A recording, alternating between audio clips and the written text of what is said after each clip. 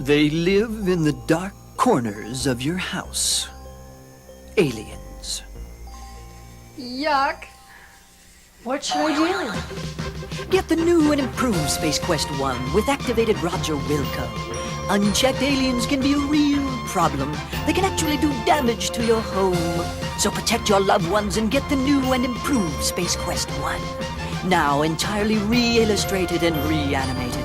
It kills aliens dead. The music card supported stereo soundtrack and hand-painted digitized color graphics just overwhelm the little monsters. Oh, it's Roger! Space Quest 1, aliens check in, but they won't check out.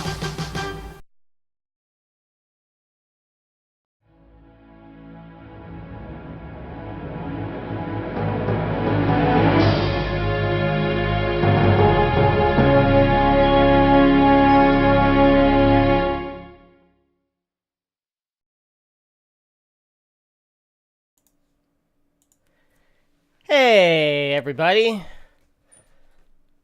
Welcome to Sierra Saturdays Space Quest 1, a stream I have apparently not changed the title of because I always forget to do that. Now, okay, I'm not actually streaming for anybody who's here right now, King's Quest 3. I'm streaming Space Quest 1. How's it going, everybody? How is everybody on this Saturday afternoon? One day I'm gonna get it right. For more than 1 week, I'm gonna be like, I'm gonna change the stream title, and it's gonna be fine, and it's gonna be accurate. But not this week, apparently. So, let's see. Today we are gonna talk about, well, today this is where it gets fun because now we get to branch off into non-fantasy stuff, right? Everything up to now, it's been King's Quest, Black Cauldron, all the like fantasy, fairy tale stuff, and now we get to do a sci-fi comedy. Thank you for the sub, Tom Servo. Tom Servo subscribing for Space Quest, very appropriate. And thank you for the 2-month sub on Bad Veggie. You're wonderful. You're all wonderful. You're all awesome. Thanks for joining me here. So let's see. We'll just jump in here. As you can see, we've well, actually, let's talk about that intro video first. If you saw the intro video, that was a goofy little commercial. Oh, geez, thank you for the 2-month sub, Rigatoni Rambo. You're all so kind. That video that you saw was from Sierra's 1991 VHS catalog, their product catalog, which is something they sent out. I think it was just like to retailers and whatnot, because I don't remember them ever offering that to like customers or anything. But it was back before video game trailers were really a thing. But they would make these video catalogs just showing off their next year worth of releases, and they did some pretty goofy things. That one was one of my very favorite Sierra ads. And as you saw, that was a Teenage Mutant Ninja Turtles Mouser figure that they had walking around the counter, standing in for their Space Quest aliens at the beginning. So, yeah, just a goofy little thing. There's going to be a lot more of those in the future for games past 1988 and onward. From about 1988 to, I want to say 91 was the last one they did. But then they started doing like proper trailers and things for some of their later VGA games. But yeah, so Space Quest 1, the Sarien Encounter. This game came out in 1986. Like all the other AGI games of the day, it came out for Amiga, Apple II, Apple IIGS, Atari ST, Macintosh, and MS-DOS, which is what we're looking at today. It was designed, as the first 4 games were designed jointly by Mark Crowe and Scott Murphy, who had the 2 guys from Andromeda, as they call themselves, and they had worked together on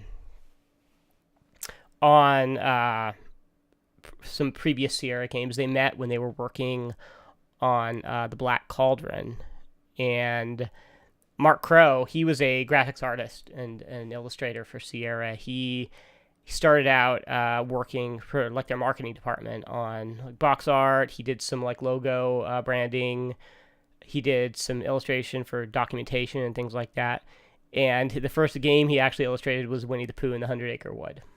And then Scott Murphy had originally gotten a job doing RMAs for stores and distributors, so like taking care of returns on merchandise, return merchandise authorizations. That's what RMA stands for. And from there, he started working. I guess that was like the same room where they did like customer service. So he started working customer service. He started doing QA. He got really familiar with all the games. And then eventually one day he convinced Sierra president Ken Williams, Sierra CEO, president, co-founder, everything, Ken Williams, to, hey, you should let me try programming. Because apparently that's how it worked back then. You just ask, can I try my hand at this programming thing? And then the boss says yes. And then you make Space Quest. But he got assigned to help with the programming on the Black Cauldron. And so that's where he met Mark Crowe. And they discovered they were both sci-fi nerds. And they cooked up this idea for a sci-fi comedy. Because all of Sierra's output at that point in time, it was fantasy stuff. And it was all seen as kind of being very serious and humorless. Which, you know, you've seen some of the stuff I've shown up until now. There's some pretty goofy stuff in those games, but at the time it was seen as like serious, like those games, you know, the King's Quest games and whatnot. And so they wanted to do something funny, and so they pitched a 4-room demo to Ken Williams. It was the first 4 rooms. It would become the first 4 rooms of Space Quest 1, and so he greenlit it and said, "Hey, yeah, go make this," and that's how Space Quest was born. They obviously, you know, at the time, I mean, 1986, Star Wars had wrapped up at that point. I mean, Star Wars was always big, though. So there was that. There was Star Trek they had to riff on.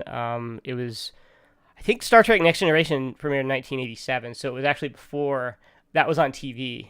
So it was all old Star Trek and the some of the early movies. You'll see the big MacGuffin of this game, the Star Generator, is a direct parody of the Genesis device from Star Trek II, Wrath of Khan. And they were, I mean, Scott Murphy has talked about being influenced by like everything from Rocky and Bullwinkle to like Stanley Kubrick and Arthur C. Clarke. He had like grown up wanting to be an astronaut and was always like fascinated with the space program and whatnot. And so, you know, he wound up making Space Quest, which is even better. And let's see, show you some of these boxes.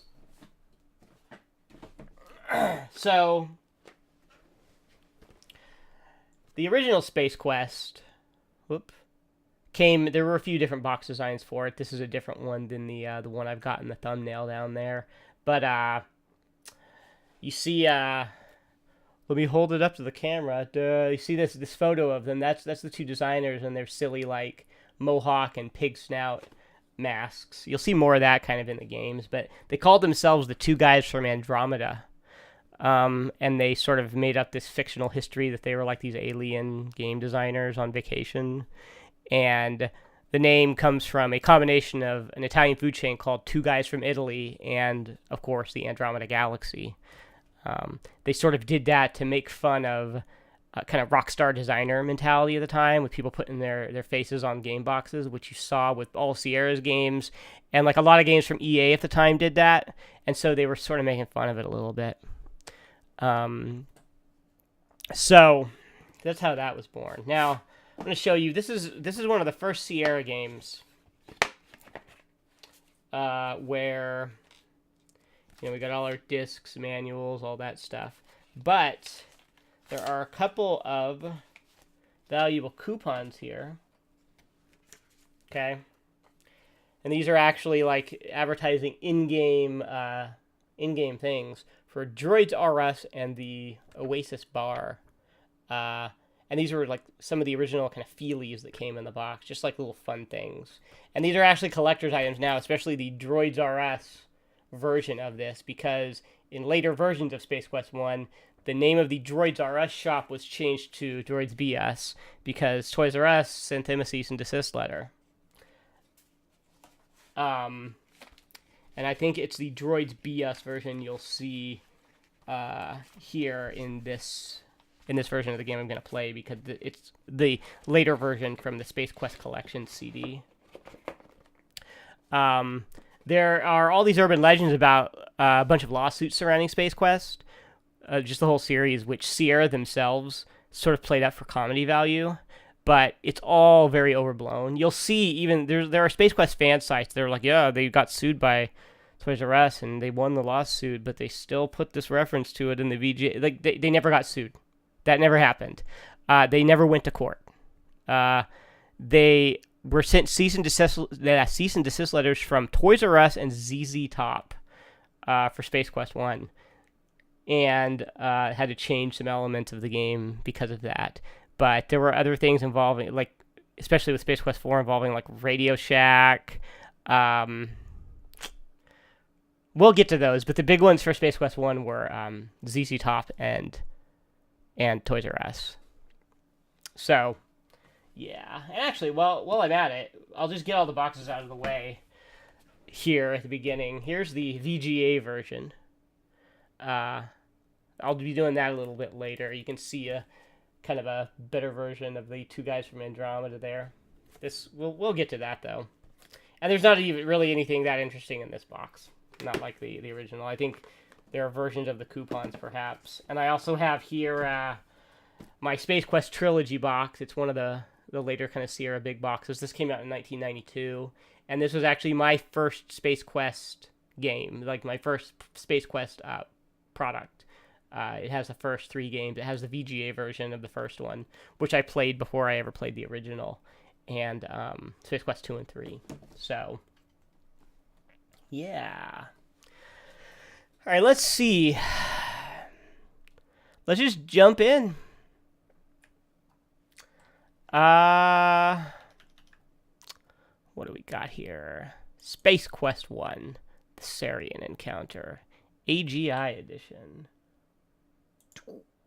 There we go. And as usual, I'm using my own custom launch script and my patched MIDI version of the game to have some more palatable music than the usual speaker beeps and boops. So hey, here we go.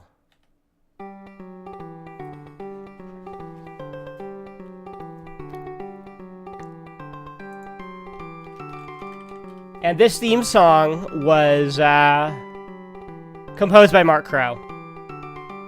So, yeah, there you go.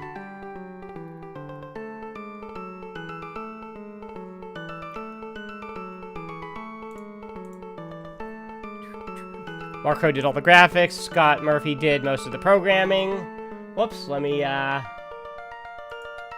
Alright, light years from Earth's solar system, the people of the galaxy Iranon have been struggling to maintain the present balance of life. The sun of Iranon is slowly dying, the planets grow cold, food is no longer plentiful, life will soon become impossible to sustain. The scientific community of Xenon devised a plan to convert one of Iranon's lifeless planets into a new sun. The effort was centered around the development of a device called the Star Generator. The Star Generator to be capable of igniting an otherwise useless planet into a raging ball of flame. An expedition set out aboard the starship Arcada to successfully complete development and testing of the Star Generator. The Arcada is now returning triumphantly to Xenon with the fully operational Star Generator. So, nope. Yeah, you serve as a member of the crew of the Arcada as a janitor. That's right. A janitor. And not a very good one. You probably would have been sacked and replaced were the Arcada not millions of kilometers from Xenon.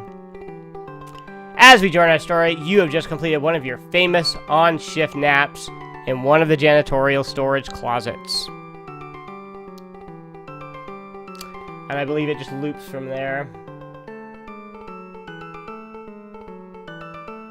Pretty sure. Yeah, let's, Alright, and as you can see here, you can pick your own name. And the character of Roger Wilco, the avatar of the Space Quest series, that's just the default name for the character. He really had no personality to speak of at this point. And they actually briefly debated having a female character that you could choose to play, and they didn't, because that would have taken twice the animating effort, and so on and so forth. That excuse, you saw him use it a few years ago with Assassin's Creed, and hey, that's older than you think. So, there you go. So yeah, the first 2 Space Quest games, let me just turn that like that. I'll just take the default name. Whoops. The first 2 Space Quest games, yeah, they let you name your character. So that he started getting a little bit more personality in Space Quest 3. So let's see. You are startled by the sound of an alarm. It is followed by an urgent voice, which warns that the Arcada has been boarded by unknown intruders. It ends abruptly. Hi, metalhead, what's up? So,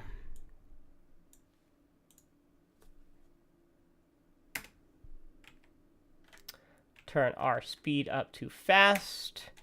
And this is another Sierra game with an annoying parser that makes you very specifically state what you want to look at.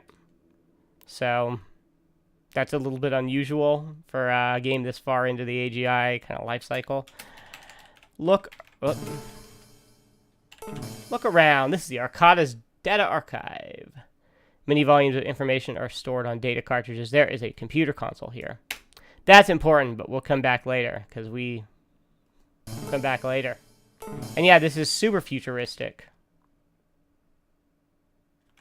And you can die at pretty much any point in this ship, because there are Sarien patrols going on here. And they'll show up and just kill you. It'll warn you that you hear footsteps. And if you don't get out of the screen quickly enough, you will die. There are a lot of things trying to kill you constantly in this game. Alright, you search the body of your crewmate and find a keycard. You take the keycard. And you'll notice also in this game, the sort of basic plot structure of everything is essentially a wholesale parody of Star Wars. You know, the original movie. Just getting the plans to the place and destroying the bad thing, and the droid and the ship and the CD bar. It's all here. The door opens, and a man you recognize as one of the lab scientists enters. He appears to be injured. After only a few steps, he slumps to the floor. And for whatever reason, when you talk man, in his current condition, the man is not much of a conversationalist, you have to type, look, man. Look, man. A large laser hole has been burned in his uniform, through which you can see previously unexposed tissue. Struggling painfully, he raises up on one elbow. He tells you the Arcada is under attack and that the star generator is in danger. You'd better leave if you value your life. He looks over toward the shelves full of cartridges and utters the words, astral body. He then settles to the floor lifeless. So, let's see. You're supposed to use that. That's your clue to get the right data cartridge, which essentially has a bunch of the information that you need to blow up the star generator later in the game. So the console consists of a screen, keyboard, and cartridge slot. Atop it rests a Model DX cartridge retrieval unit. We look at the monitor, and we type astral body. And so the robot goes and gets the cartridge. And whoops. Take it. And there, we got it. And here's probably a good point. Oh, that will come into play later. I saved ahead for something. All right. Do we go? Is it this way? No, I want to go back over this way. So.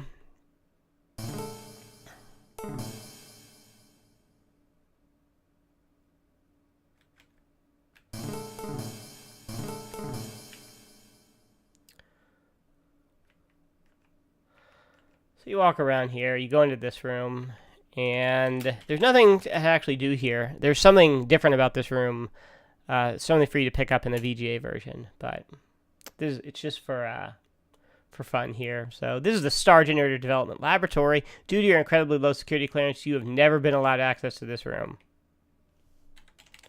Huh.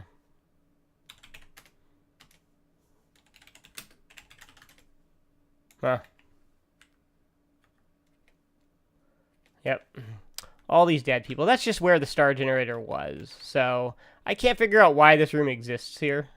I assume it was part of their original demo. But yeah, there's not actually anything to do in there. So now, oh god. Here. I'll show you getting killed by the Sariens. Boom. The alien observes his handiwork briefly, then leaves. As you lie on the floor in a smoldering carbo-gelatinous heap, you can't help but wonder why you bothered getting up this morning. And then, of course, the death message, the standard. Thank you for playing Space Quest. Too bad you failed miserably and doomed all your people to a horrible death at the hands of the Sariens. If you continue playing as skillfully as this, we'll never have a chance for a sequel. Better luck next time. So this game, it makes fun of you a lot. It has fun mocking the player a bit. So, the modern instrument, yeah, it is the MIDI patch that causes all of the the door sounds and stuff. Yes, that's what that is.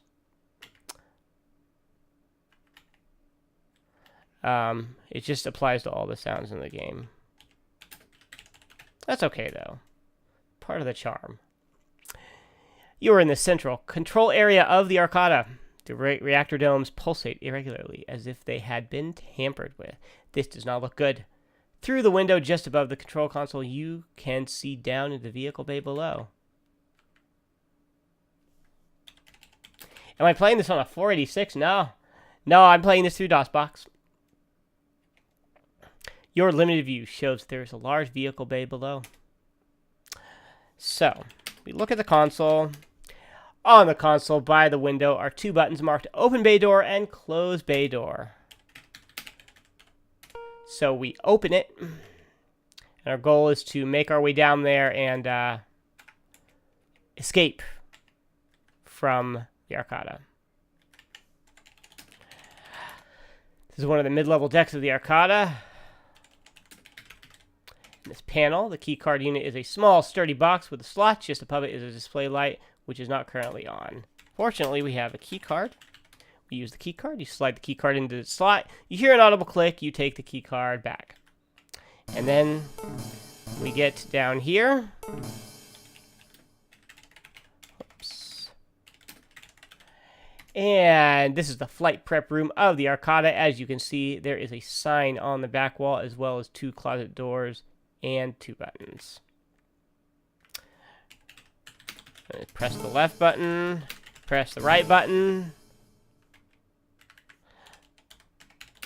And we look around here, look at the ground. There's nothing there you can't already see. Looks like an electrical gadget of some sort. It's actually a language translator. Comes in handy later. You get a flight suit.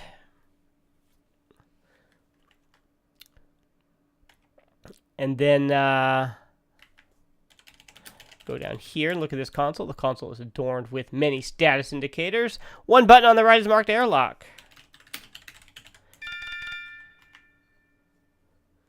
Yeah, all doors should sound like that when they open, right? And so we go into the airlock.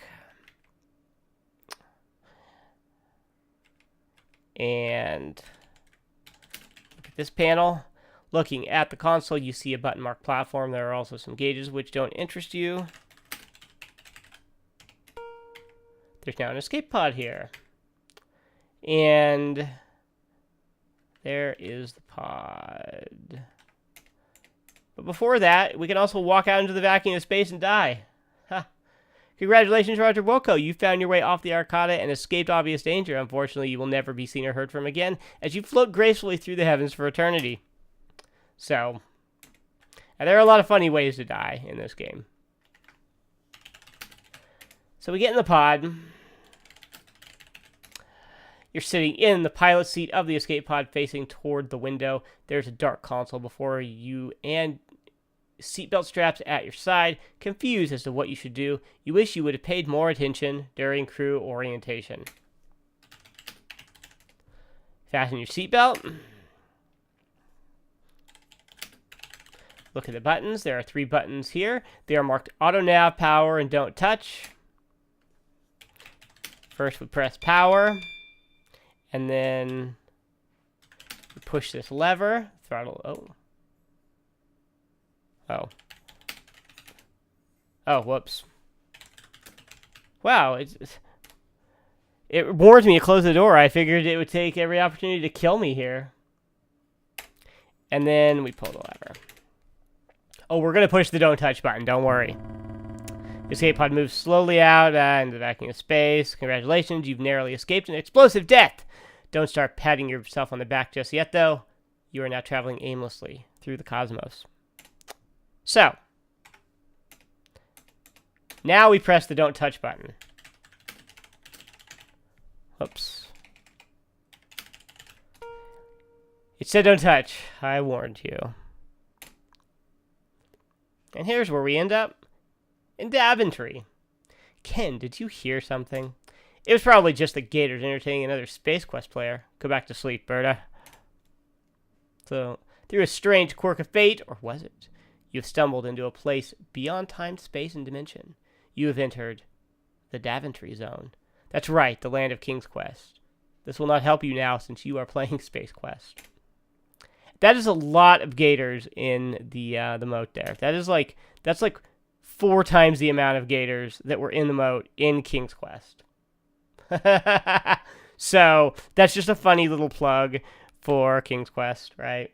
They love putting those kinds of plugs in their games. And there was a plug for Space Quest in King's Quest 2 in one of the later versions. So, you know, turnabout's fair play.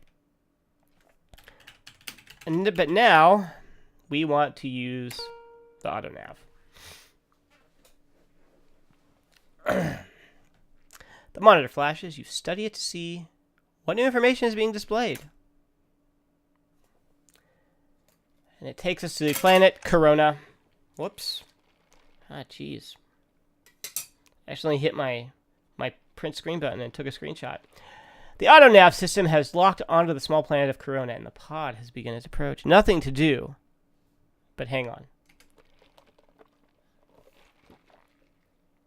So here we go. It's basically Tatooine. After a skull-jarring landing, you peer through the shattered viewing port out onto the desert landscape. A feeling of utter desolation settles in. You're in a fine mess now, Roger Wilco. So, let's see. Take the seatbelt off. You're inside the escape pod, it appears. The more fragile devices were damaged severely by the impact of landing. A survival kit has broken loose from someplace. That's pretty important to know. I feel bad for anybody who doesn't look at that, who doesn't look around before they get out. Because you need that survival kit. Alright. Here's one of the cruel things that the game does to you. Pod seems to be semi-destroyed. How about over here? Pod seems to be semi-destroyed. How about over here? Ah, the pod seems to be semi-destroyed. A glimmering catches your eye. Upon closer inspection, you see that a piece of highly reflective glass is broken out of the pod window. For whatever reason, the game does not tell you about this unless you are looking at the pod from the front of the craft. Again, that's really important. Glass now in possession. That, I'm sure there's probably a text line that they had meant to change and didn't, because that was really generic. And I'm playing by release order. Metalhead. I'm going through, I've done King's Quest 1 and 2, then Black Cauldron, King's Quest 3, and now Space Quest. So I'm doing these in the order that they were released. You seem to be located in an incredibly remote area. There's a Thrash escape pod here, obviously. There is a slot skip save. I'm going to show you, there's actually a cheat to the slots as well, but the slots are actually a real pain in the ass in this game. So I don't want to bore you with them. You're at the southwest edge of a mesa. It is very desolate here. Let's see. What funny way is there to die? Isn't it up here? Right? Yeah. Let's see. Oh, I was looking at that hole. And then, die. Whatever is in that hole just enjoyed lunch on you. This should teach you to be cautious when encountering alien holes. So, yeah. I'll try to remember all the funny ways to die here.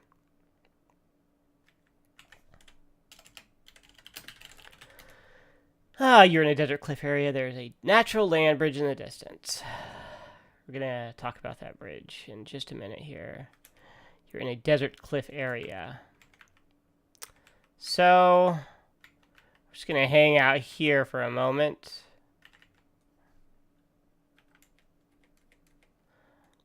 Because, actually, is it here? Or is it the next screen? Is it the next screen? Following a path on the side of a cliff. It is rather desolate here. There's actually a cave over here on the side. I don't know why I'm pointing at the screen, because you can't see me do that. But there's a cave over there that's kind of hard to see on the right side of the screen that we need to enter a little later. Suddenly, you see a large black metal sphere falling out of the sky. A Sarien spider droid. Upon touching down on the planet's surface, it spreads legs and begins its search for you. You recall from an article in Space Piston magazine that this droid is designed to seek out organic life forms and self-destruct when contact is made. So, yeah, that's bad. That's essentially a parody of like the Imperial probe droid, right, from Empire Strikes Back. So now we're gonna go over here. You are in a unique area. There is a natural land bridge here, as well as life in the form of plants. Okay. Let's first of all cross this bridge.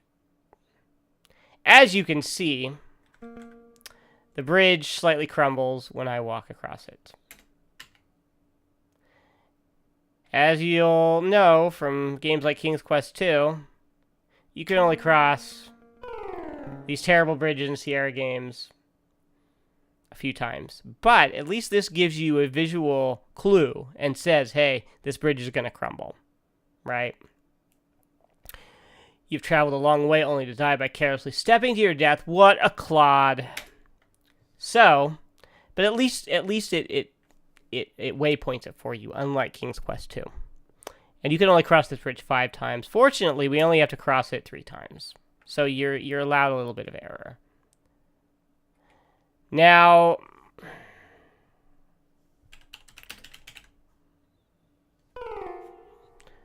right there. Okay. Rock lands with a pleasing thud. So as you can see, I'm going to have to push that rock down onto the spider. It's very specific in terms of where it needs to land. And you just sort of have to wait and wait, and wait, and wait, and wait, and wait, and wait, and wait, and wait, and boom. It was not known that you were a master of the rock. That was a fine effort. So yeah, he'll explode and kill you if you don't take care of him. All right.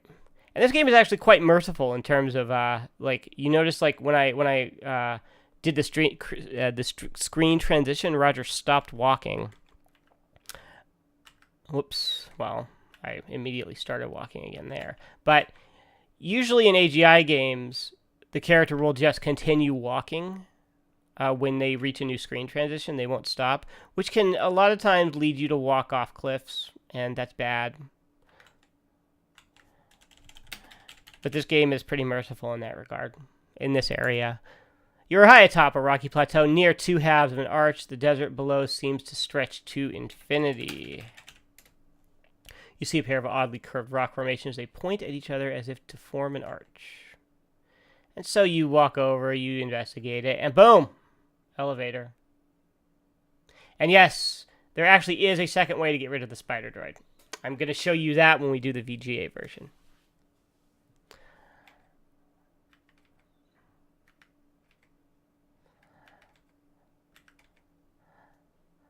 So here...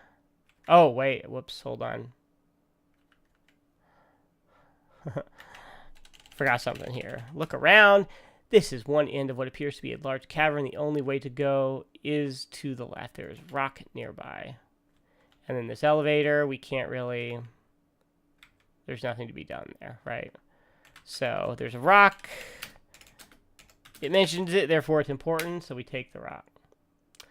The other method, this is also full points for this method. I'm not sure what the other... I always do the rock. I'm not sure if there's a point difference. We'll find out. So, this is another large chamber in the underground complex. There's a path on the back wall which is not accessible from the bottom. So... You're just playing, do, and then you get murdered by a tentacle monster. You've been snatched from existence by a tentacled beast lurking beneath the grate. You feel the painful sting of digestive fluids. And that kills you. So what you have to do is shimmy along the wall there.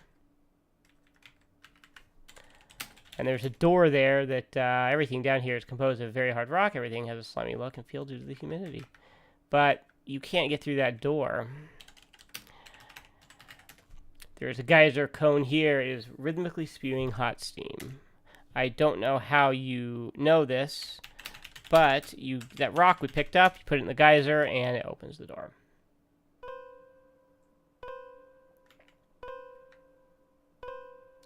And...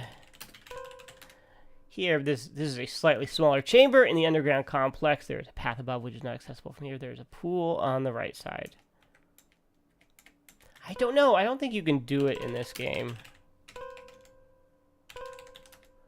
No. You could actually drink from the pool in the VGA version and get horribly murdered. Wait, am I doing this right? Am I supposed to go this way? Ah, there we go. Alright. You're in a large room in the cavern. There is a pathway above. At the south end of the room are two odd-looking units emitting beams of light. Of course, if we walk through them, we die horribly. You're now lying on the floor in many pieces. Guess those beams meant business, Roger Wilco.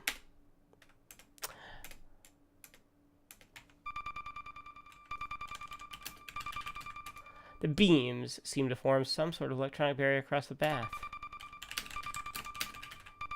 Oh. And you put the glass in the beams to blow it up. You quite cleverly turned the beam upon itself, frying it into inoperability.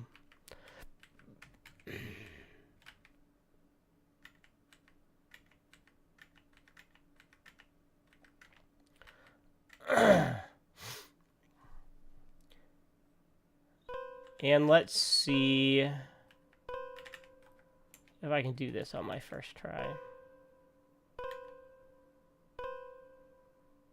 Haha! I'll show you. I have to come back this way once more, so I'll show you the death on the way back. So now, because I know what's coming up, whoops. You turn the dial to the right, the light begins to glow. This is the gadget we picked up back in the Arcada, the language translator. As soon as you enter the room, you find yourself surrounded by darkness. Suddenly, you become aware of the fact that you cannot move or speak. A strange, unknown force has taken over. A massive holographic image appears before you. You sense that you are the only life form in the area. So you found your way to my hallowed chamber. I have been monitoring your travels on our planet. It appears that you are up the proverbial estuary without a means of locomotion. You are obviously in need of transportation. Let us see if you are worthy of our assistance. On the surface lives a beast called Orat. He proves to be a bit of an annoyance on occasion. Dispose of him and bring back evidence of your conquest. Only then will I deal with your plight. Good luck, strange one. So they kick you back up here to the surface. And gotta make our way all the way back down here. Over to that cave I talked about.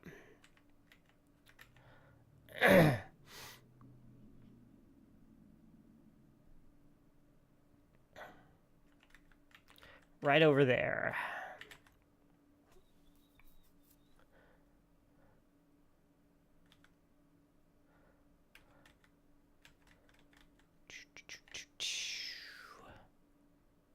Go up here. And so in this cave, whoops, did I not open the kit? This is your survival kit. It contains a Xenon army knife and a can of dehydrated water. This is a cylinder of dehydrated water. At the top of the cylinder is a regulator and a short nozzle. On the side is a label. The can label says Pelvatron's dehydrated water, H2. All you add is air, makes 10 gallons. Directions to use: simply drink from nozzle. Metered amounts will be dispensed. Caution: do not attempt to open or rupture. Misuse could result in personal injury and or flash flooding. So, well, first of all, I'm going to drink some of the water because you do get dehydrated walking around in the desert, and if you don't drink water often enough, you'll die. It'll give you warning messages, but you have to drink water to stay alive. And we're about to lose the water, so I just want to make sure to take a drink. You place your lips to the nozzle and draw a fluid. Not a very reasonable facsimile of water is released slowly. While tasting slightly terrible, it quenches your thirst, at least for the time being. So I am going to start a new save here. And we'll just walk in the cave and, you know, see what happens here. What have we here? Orat has transformed you into a new source of recreation. You, of course, don't survive this treatment. It's tough to make friends around here. So, yeah, he kills you pretty quickly. But we need to throw the water at the Orat. Orat, always in the mood for a snack, snatches the can out of the air with his spacious oral cavity, chews and swallows it. He notices a deep rumbling, a rumbling deep within his abdomen.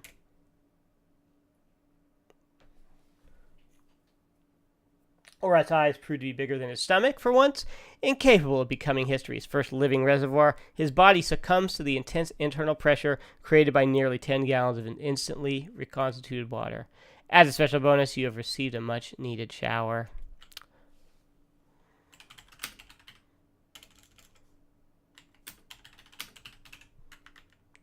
Then over here, on the ground, you reach down and take the ORAT part in your hand. Some of it oozes to fill the space between your fingers.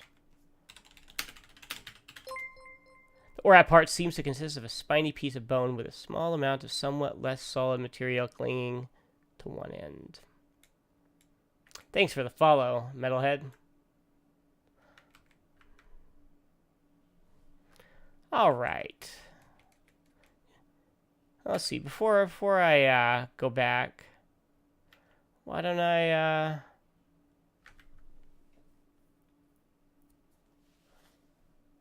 go over here and show you, oh, that's what happens if you walk too far into the desert. You've just become a vertical meal for the local welcoming committee. So that's what kind of keeps you on the straight and narrow, as it were, walking through the desert here.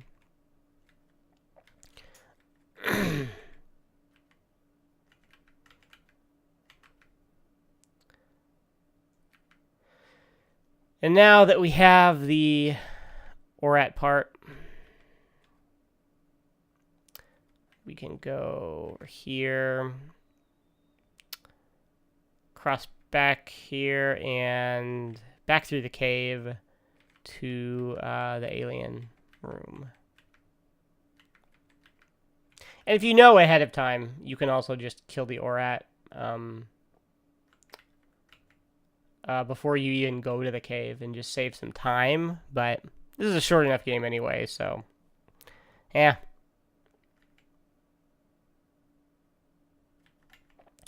Alright, back down the elevator. Over here. Maybe we'll get killed by the acid this time.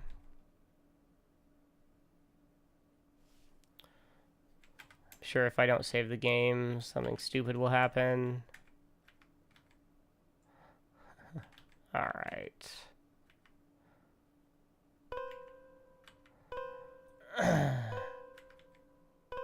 So, let's see.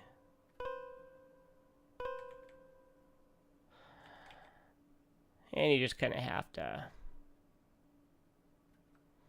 just do this whole long boring walk. You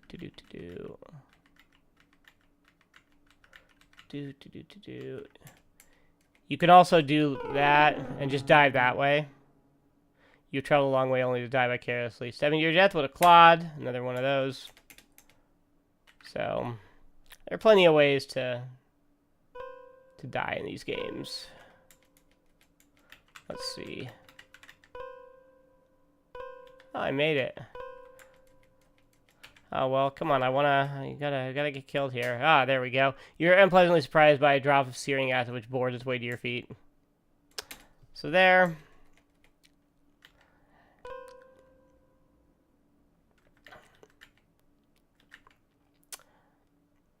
And now we speak to the alien again. Again, the massive holographic image appears before you. So you have returned. Fortunately, there is much more to you than meets the eye. Drop before me proof of ORAT's defeat for my inspection. You drop the ORAT part to the ground. The vision is silent. You are startled by a rumbling, and suddenly an oddly shaped door comes into view. It opens slowly. You hear a voice different this time, beckoning you to step forward.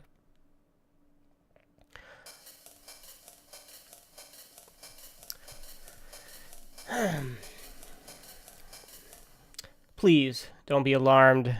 We intend no harm. We are a peaceful race. We are cautious, however. Others don't share our way of life. Welcome to Corona. I think I mentioned before that they named it, they totally named it after the beer, Corona, because that was their favorite drink. You are standing in the power generation facility of our underground settlement. All power here is produced by steam. That is unimportant to you, however. We have promised you transportation. It is a skimmer. It hovers approximately 1/2 meter above the traveling surface. This is very important because of Grell. Grell and his like dwell in the caves below the sand. If you stand on the surface too long, you chance becoming a rare moist meal for him, as you saw when I walked into the desert. The skimmer is programmed to take you to a settlement on the other side of Corona called Ulence Flats. You can make further travel arrangements there. I am sorry, this is all we can offer. I hope your trip is a safe one. Board the skimmer when you are ready to depart. Good luck, strange one.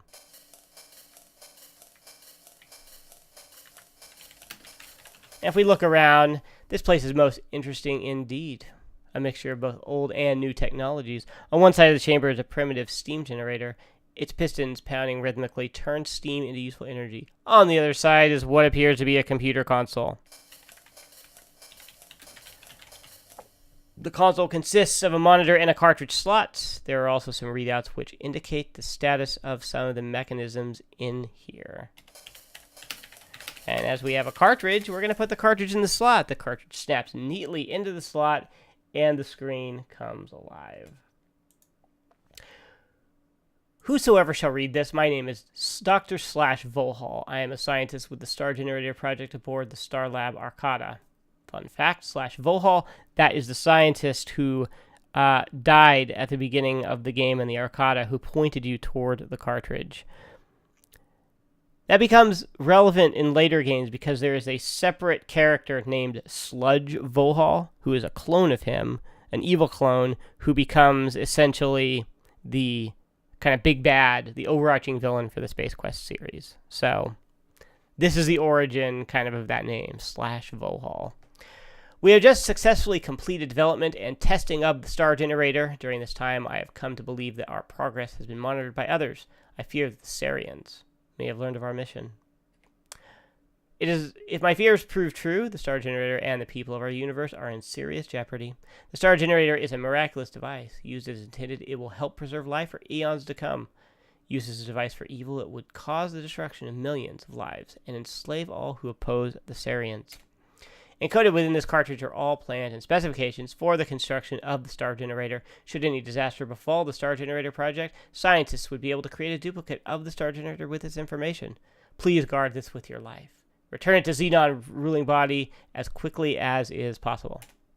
Important note, the Star Generator is capable of self-destruction. This was introduced to the system as a precaution. To activate it, one must enter the code 6858.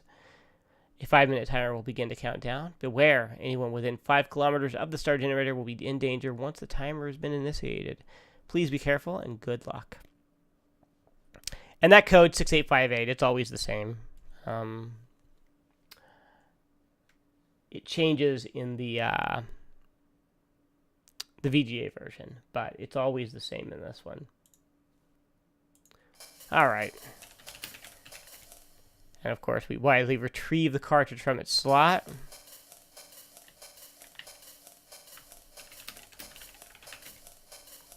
Okay. You turn the key and suddenly the jet turbines begin to whir. The skimmer begins to shake beneath you as its platform slowly moves into the launch tube. You can't help but wonder what you've gotten yourself into this time. As you nervously hang on, the skimmer rises slowly to the surface of the planet via a secret passage.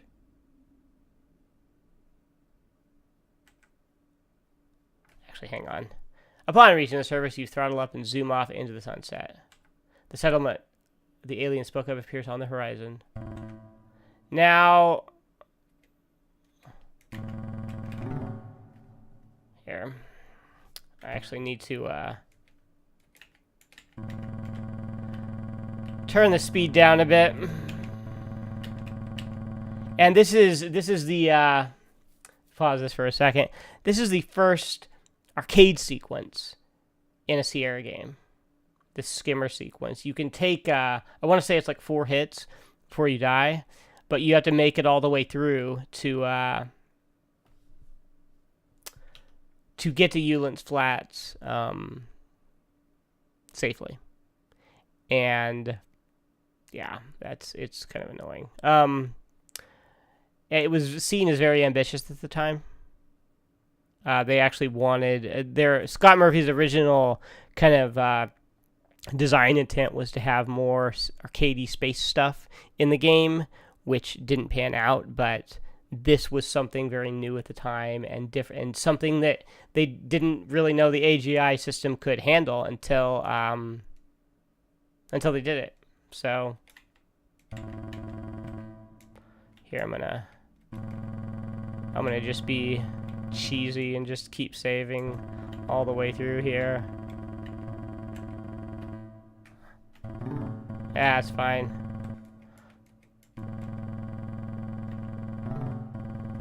Now I'm gonna restore.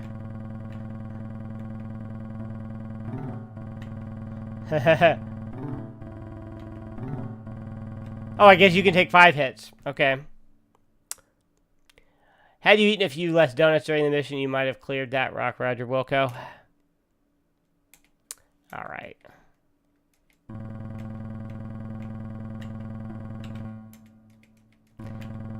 And this is sort of how to do the arcade sequences in Sierra games when allowed. You just sort of save scum your way through them as needed.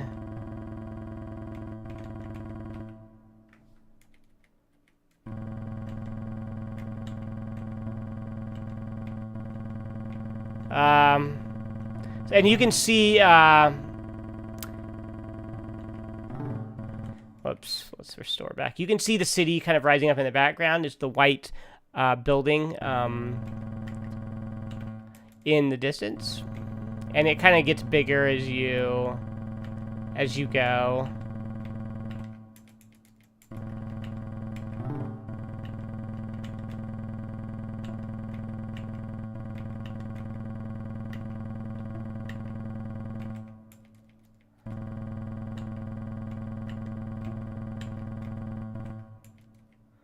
The rocks are randomly, yeah, they are randomly generated. I mean, I'm sure they generate them in a way that where they kind of, it's like if you're hanging to the left, a rock is undoubtedly going to come in on the left and hit you. So you can't really hang out in any one area.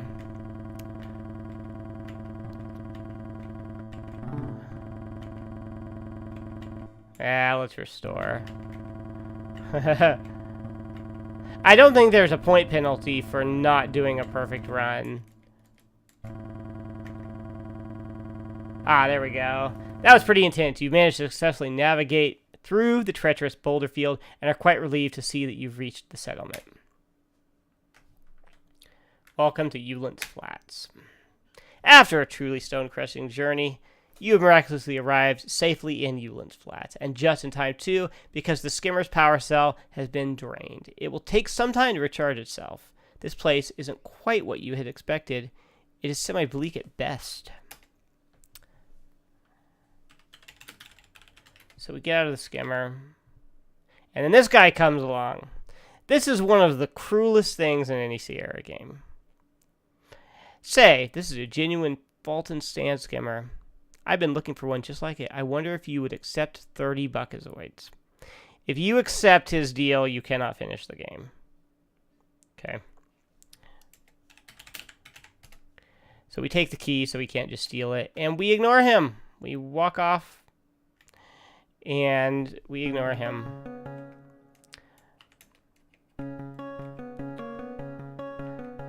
And then let's go out again, because he shows up. He shows up one more time. The trick is that you wait until you want to take his second offer. If you take his first offer, he doesn't give you the jetpack that you crucially need in order to finish the game.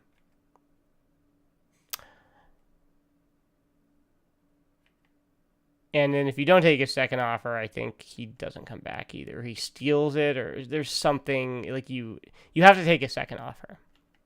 Well, in any case, let's go into the bar. So you saw that green alien band from last time I came in here. And here on stage are two heavily bearded gents and a relatively clean-shaven drummer. They're one of the hottest bands in the quadrant, and that is ZZ Top. They got angry about this. Is that guy gonna come back? No. Ah, and here we go. Perfect. And there's the Blues Brothers. There are a couple of non-galactic looking humanoids cranking out some unfamiliar sounding tunes. They seem interested solely in the music they are performing. Dun, dun, dun, dun, dun, and they are doing the theme tune from Blues Brothers.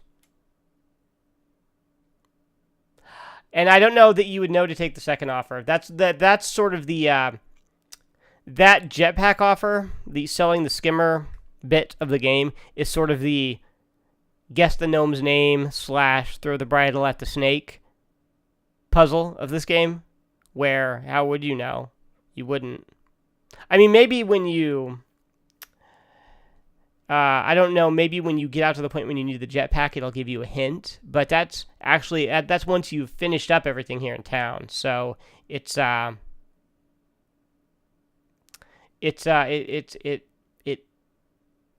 is a bit before you learn that you screwed up.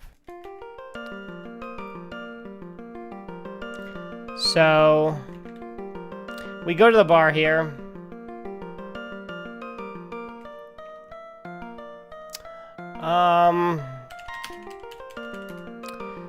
So you have a coupon, the coupon I showed you from the box that gets you a free beer. And he says you have one of those coupons, huh? Here's your $5 and your free beer. The beer tastes like carbonated Zipple sweat. However, considering recent events, you could learn to love it. He comes back. Yeah, what'll it be? I got beer and it's $2 Buy beer. Drink beer. Gulp, gulp. And you buy one more beer. I don't know how you're supposed to know. You keep buying beer. But you buy beer, and you drink the beer.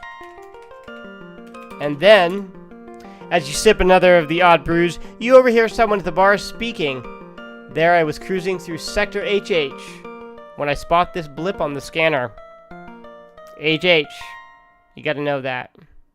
Maybe you don't know, maybe you just have to know. It's always the same, but maybe you could just guess if you didn't know, if you didn't overhear this. But you do get points for it.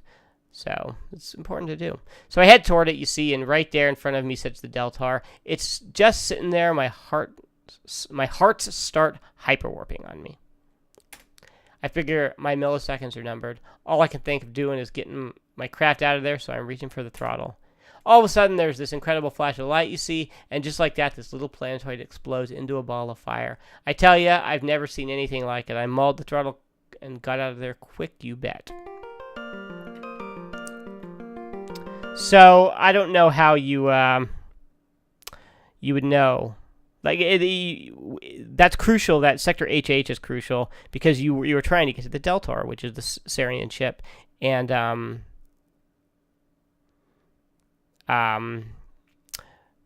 you'll be asked what sector you want to go to, so you have to know. Let's see. So this slot machine, here's the way this works. There are 4 different symbols.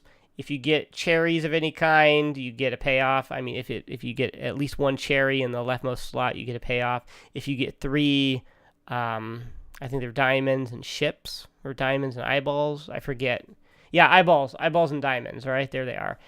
You get more money, and then 3 skulls equals dead.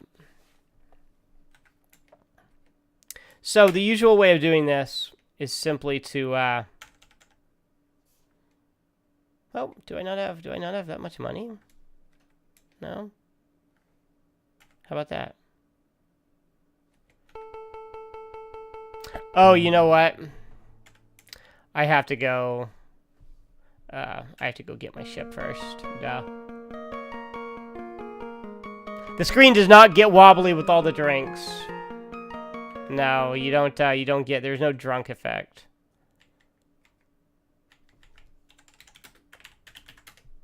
The bucket is a flat metal piece of, or a flat piece of a precious alien metal. You have one of them. So yeah, I have to go. Ah, here he is. So now he said, oh, excuse me. Okay, this is my final offer, and I'm only doing it because you look like you need it pretty bad. I'll give you 30 buckazoids, and I'll throw in this swell jetpack. I only used it once. Works great in 0 gravity. You'll love it. Is it a deal, yes or no? Yes. Glad we could do business. I'll just take that key. Thank you kindly. Hope your stay in Ulence Flats is an interesting one. Huh. Oh, look. Skimmer's attempting to leave. Get out of the way, you geek. Wow, jeez. Alright, so. There we go. That's much better. Now, let's go back to the slot machine and deal with that.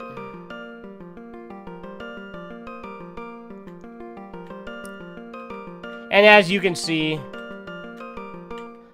that machine just zaps people and they die, right? So we'll save here at the beginning of it and make another save. So the usual way to do this is just, oh, I lost, restore.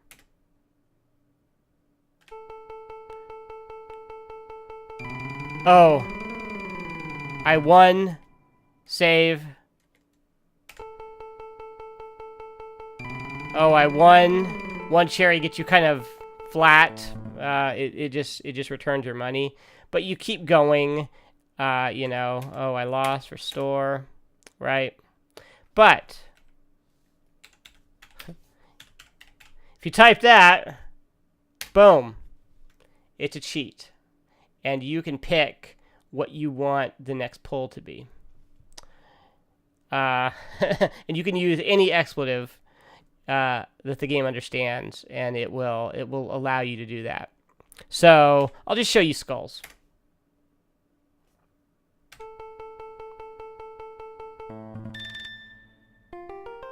So that's how you die with the slots.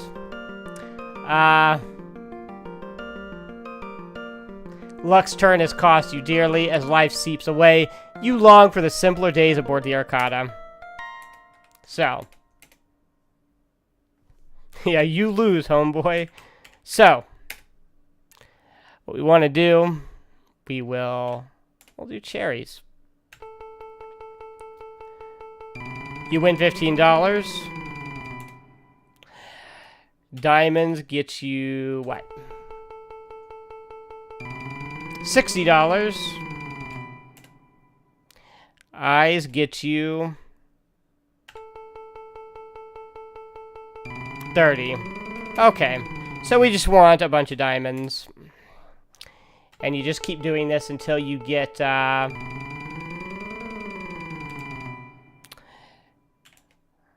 think it's 250. Then it breaks.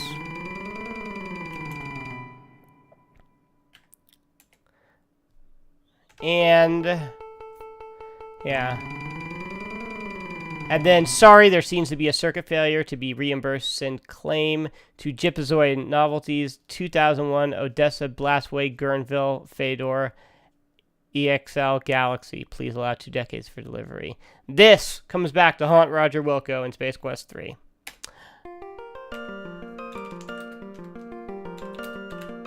So now we've done that.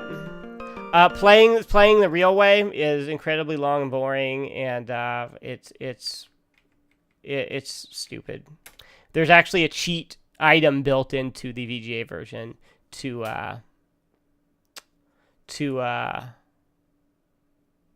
alleviate all of this. So let's see. The Buckazoid is a flat piece of precious alien metal. You have 250 of them. So we are set. We have our Buckazoids. So now, of course, here, we're stuck here in Ulence Flats. You're standing against the protective barrier encircling Ulence Flats. Due to the fact that you are land-based, you are not able to pass. So you can't actually leave. You can't walk out into the desert, right? Here's a funny Easter egg. You leave a moist arch on the building side. You beam with pride having just written your name in the sand. Drat, you could have done without that sudden gust of wind. So there's a bunch of little funny, you know, messages peeing on the side of the building. Did I lose points for doing that, actually?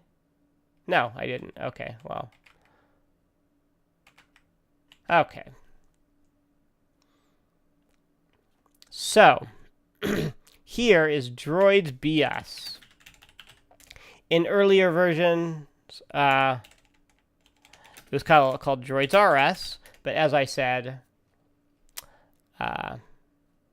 Toys R Us got angry, sent them a cease and desist, and they changed it. Sign says Droids BS. That's it. Okay. So, what you need here, and I think they'll tell you this if you try to buy a ship first, you need a nav droid. Right? Like Star Wars. So you have to buy a navigation droid. Welcome to Droids BS, the finest emporium for mechanized beings in the quadrant. We have a complete line of droids for any purpose imaginable. Well, almost any. All top of the line, but I suppose you would probably be interested in our sale items. Please walk this way.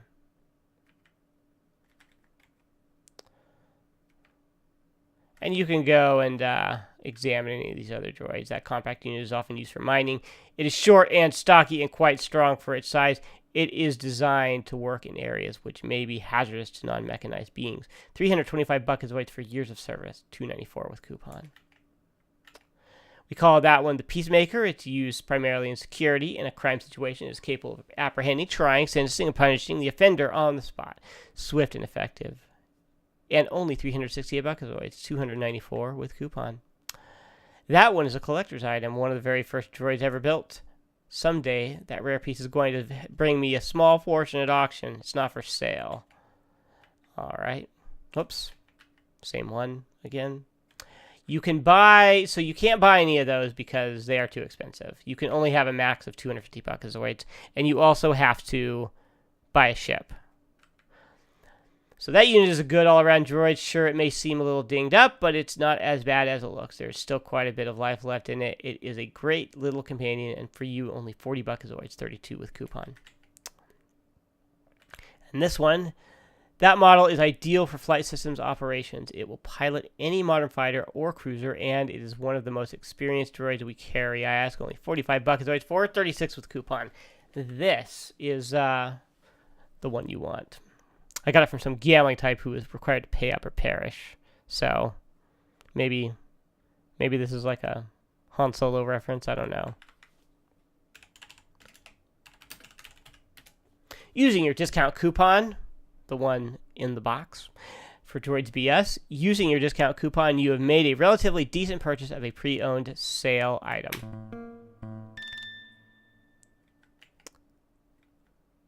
So now the droid will, well, he'll get stuck on the stairs. He'll follow you around, though. So now we have this droid, right? Turns out I didn't need that skip for the, whoops, for the slot machine. So... I believe, hold on, before I go over there to the ship, I think there's, doesn't this guy come out? There's like a mugger here that can come and steal all of your money. Oh, look at here. What does it say on the wall? It appears to be in Sarien. You're a little rusty in your Sarien, but it appears to say Xenon Bites. That's great. Alright. Look in the dust pile. Don't you get, aren't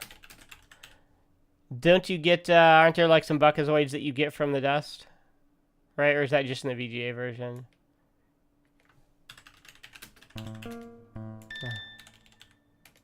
Oops. Back of the bar at the southeast end of the Ulence Flats. No, I think the extra buckazoids only come from the dust in the VGA version. I think like, it might be like when you have no money, because I think that's sort of like the catch-up mechanic for like, uh-oh, you don't have any money. We have to figure out a way to not make the game unwinnable. So here we are, Tiny's used spacecraft. Howdy, bucko. Can I interest you in one of the finest little used spaceships in the galaxy? You look like a man of discerning taste.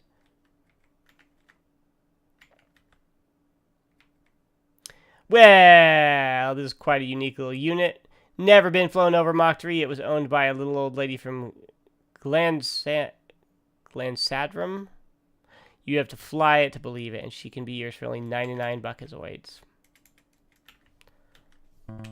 You can buy these other ships, right? I tell you, I think you've made a wise decision. She's a beauty. The keys are in her. If you have any problems, then don't hesitate to come back and tell us about them. It's been a heck of a pleasure doing business with you. Well, good luck. Come again. You proudly climb into your new spacecraft. There's definitely something unique about it. You turn the key excitedly.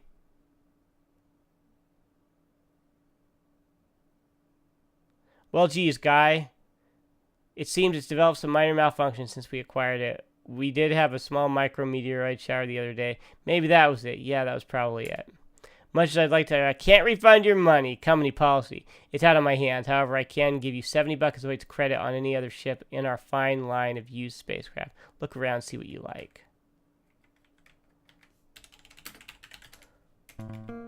Let's see. What about this one? Don't let appearances fool you. This baby may be a relic, I mean a classic, but she's as dependable as the day we got her. And just think, you'll be the only one in the quadrant with one, I guarantee it. She's a beaut, isn't she? This little baby can do a spin around the planet in just under an hour.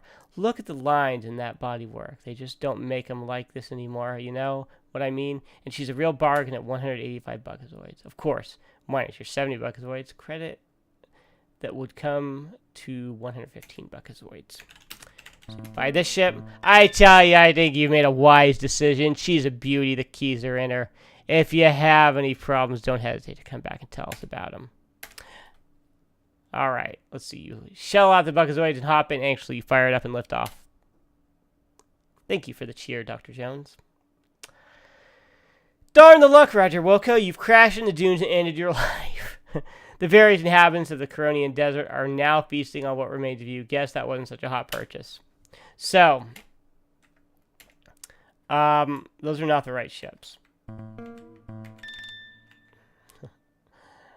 Up here, there's another ship.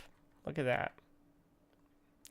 Well, there's a man with a good eye. This here's the keenest little scrambler in the hemisphere. Top of the line, handles like a charm. Perfect for cruising the asteroid field. And she's got all the thrust a guy could need, I tell you. She's an outright steal at 214 buckazoids. And of course, he will quote whatever, you know, I believe he will quote whatever you have left. Although, I guess, since you have a max of 250, I guess the droid plus the ship, yeah, it's going to equal max. So, well, here, let me save my game before I do this. And here we go. And he tells you, oh, you know what? Actually, let me restore it. And he says, it's been a heck of a pleasure doing business with you. Oh, by the way, you're going to need a droid to help you fly that thing. Well, good luck, come again. So that's your hint. Oh, I need to go get a droid. If you buy the ship first, right? And besides trial and error, you're supposed to know which ship to buy because it's on the box. I don't know. I think that it's probably just kind of trial and error. They sort of give you a little bit of a hint in the way, in how he describes the ships, like, that's, he's kind of covering for some defects there.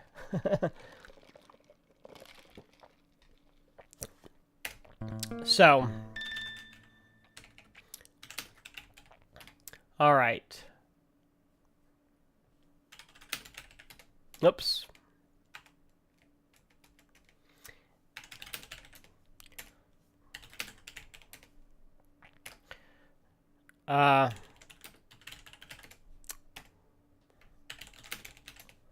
Oh my God. What is it expecting from me? Do I have to load the droid? Aha, okay, there we go. What sector shall I head for, sir? Asks the droid. Actually.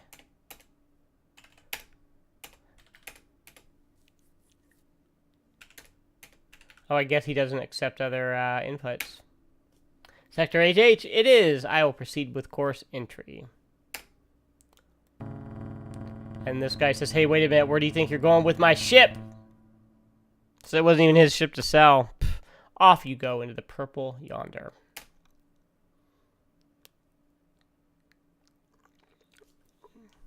So now we blast off. Well done, Roger Wilco. You've managed to overcome the elements of Corona, from endless deserts and spider droids to obnoxious salesmen and bad booze. Yes, the sand on your boot shall forever serve as a reminder of this forsaken planet.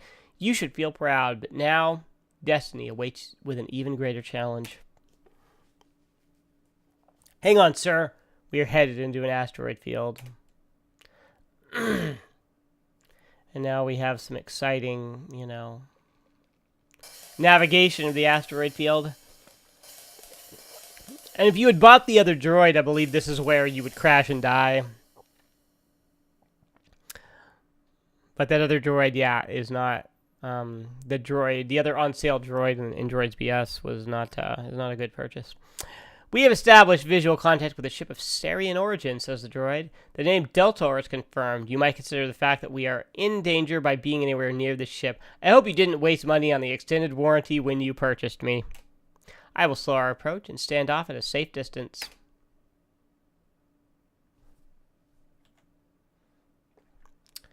So here we are.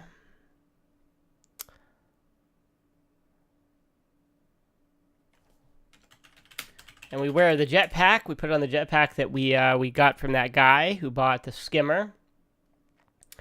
You are now wearing the jetpack. A small control linkage snaps onto the back of your helmet, allowing you to control it merely by focusing on where you want to go.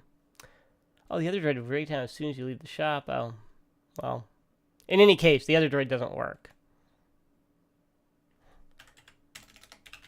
And now we leave the ship. Before leaving the safety of your ship, you instruct the little droid to set a course for Xenon, where you will rendezvous later, providing, of course, that you are successful in carrying out your mission. Once again, you are on your own. So now, here we are. You are floating in space just outside the biggest darn spaceship you've ever seen. You see a door. Perhaps it is a way in. So we jet over here. And just open the door. You grasp the large handle and twist, noting the rather significant amount of pain being registered. You're extremely grateful to hear a click. As you enter the Sarien ship, the airlock door seals itself behind you. You try to open it again without any success. It appears that you are stuck here. So now you are in an airlock.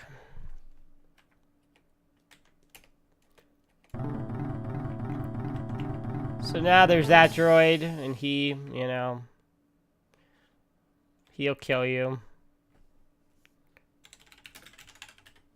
Let's see, you're standing in a large empty room within the Sarien ship. On one wall of the vent, there is some sort of trunk on the floor.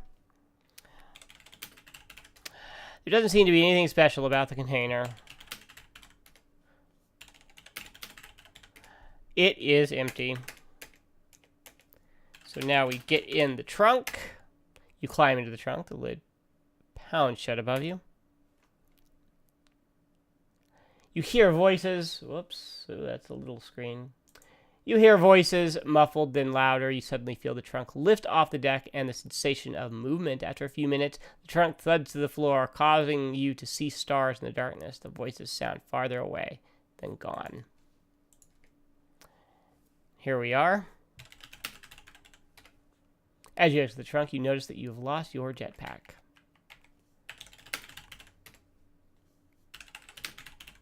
Before we go further, using your Xenon Army knife, you pry the vent open.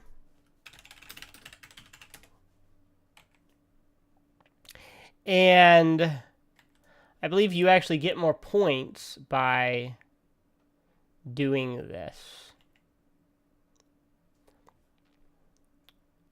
Your nose has just been redesigned by your ill-advised attempt to insert into a closed vent. Okay.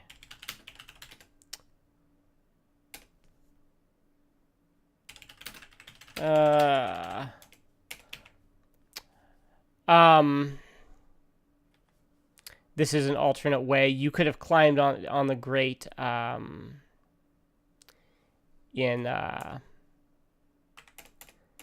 the initial room with the trunk. And gotten into the laundry room that way. Yeah, how did you lose a jetpack in an enclosed space? I don't know. So, see? Yeah, I got some more points. You actually, like, you break the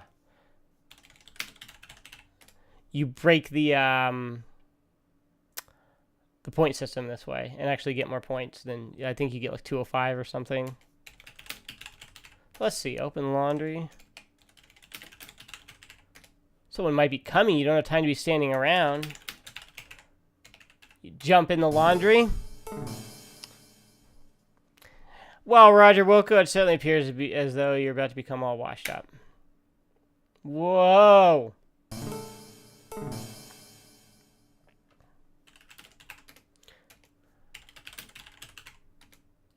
Oh, somehow you managed to survive the rinse cycle. As you emerge from the cleaning unit, you notice that you are dressed in a Sarien battle uniform. What a stroke of genius. Now you can wander throughout the ship without calling attention to yourself.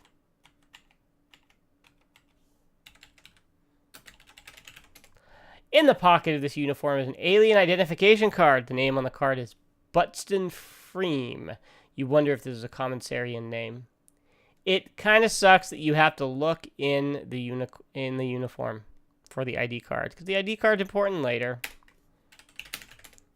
You're already in possession of the card? Okay, cool. Well, anyway, that ID is important. So this guy... There's two elevators here. We can go down that one. We can't go down that one until later. That's the exit. That right one. Can I actually get past him here? No. Oh yeah, there's totally a screen here. Why would I ever need to go there? Is that back down into the airlock area or something? I don't know. Hey, where'd that guy go? I need to talk to him. Where is he at? Come back. Yeah, well, I know a way to get him back. We'll just restore the game. The guard describes to you in graphic detail his previous evening's exploits. Is this the way to the star generator? You ask. Don't ask me. I just work here, responds the unhelpful guard. Guard pretends not to notice you. There are all kinds of different responses here. Quiet. You don't want to accidentally blow your cover, do you? Shouldn't you be trying to save your planet? Just as you begin to speak, the Sarien guard says, how many Analexians does it take to seduce a three-eared female Silivite? After a reasonable period of silence that you're in, the guard answers his own joke. 2! He does not seem unduly impressed by your lack of laughter. Hey, bud, what's with the helmet indoors? Asks the curious guard. Shh, you exclaim. I'm hiding from the boss, figuring you might confuse the guard. The guard looks at you as though you just questioned his mother's heritage. Perhaps you should not waste time conversing with the guards. So, there's a dialogue where he asks you if you've played King's Quest 2, and it gets you points. Do you own King's Quest 2? Asks the nosy guard. Yes. Great, responds the guard, pondering his interest. You ask yourself whether or not this guy is getting a kickback from Sierra Online. Later, you realize this is silly. What would a Sarien do with money from Course Gold? And as you pucker up your lips, you can kiss the alien and lean close. You suddenly remember what your mother taught you about Sariens. In a rare moment of wisdom, you decide not to get anything started you're unwilling to finish. And you get a point for that. Ken Williams programmed all of that dialogue, the King's Quest 2 reference, the fact that you can kiss him. Is a weird guy. I don't know why that's in there. How you would even know. It's very Easter eggy. Do we go this way? Now, I believe... Yeah, this guard. Leave me alone, I'm guarding the star generator.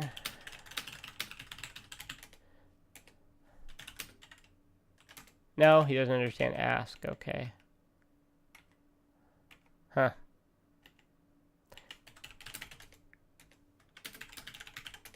No?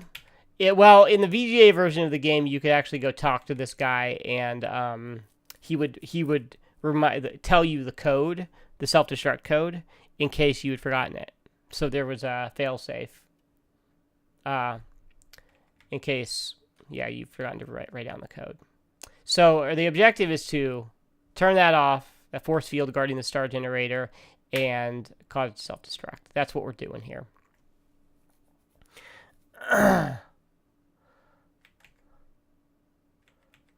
So,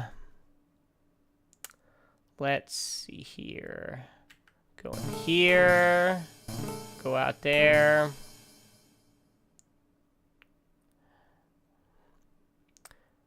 Doot doot doot doot doot.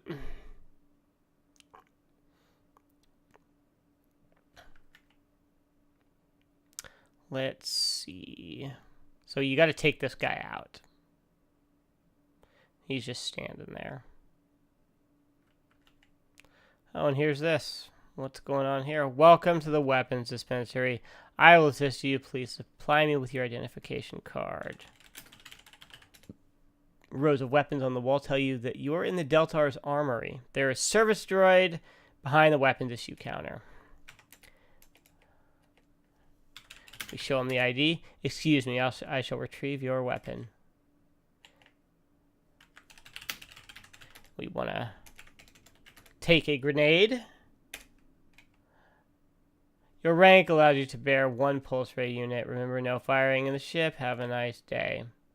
And he's watching you very closely. You better play it cool. That is Marvin from Hitchhiker's Guide to the Galaxy. That droid.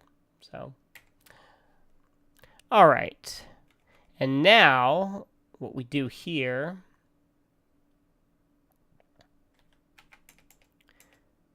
is we drop the grenade on the guard. Maybe just drop grenade. The grenade drops to the floor, releasing its poisonous gas on the unsuspecting alien. Good shot, Roger Wilco. Just like King Graham and Alexander before him, Roger Wilco is a murderer.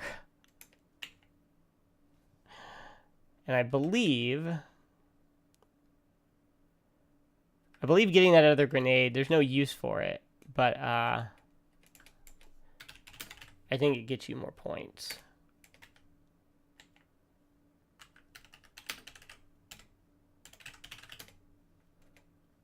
Whew. Oh, sorry, I'm going to indicate the weapon has already been signed out in your name. Well, at least you didn't see me take the grenade. But anyway, that gets you another point, right? So,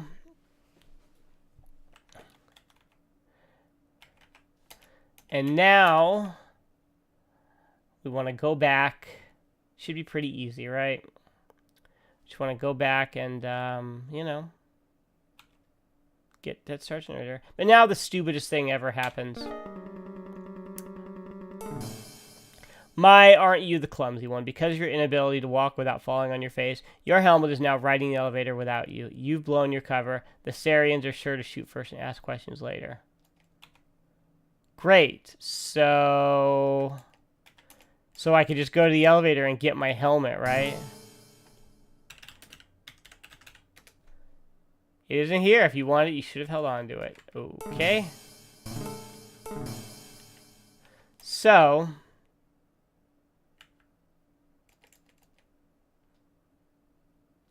now, I'm going to save, yeah, right here.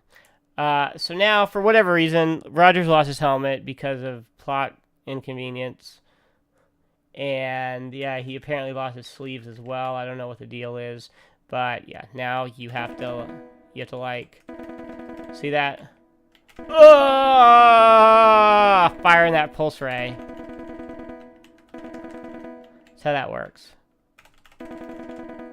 And you have to do it as soon as you get onto a new screen, or else they'll shoot you very, very quickly. And you will die.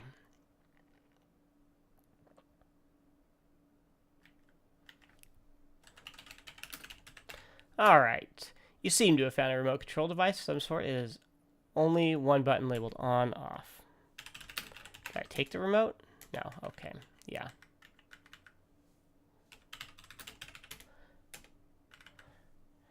Press button? Oops. Ah. Press button. Suddenly, the force field protecting the star generator disappears. All right. And now we enter the code to self-destruct the star generator. I don't know why I couldn't just use the number pad like something normal. I don't know. Alright, detonation cycle has begun.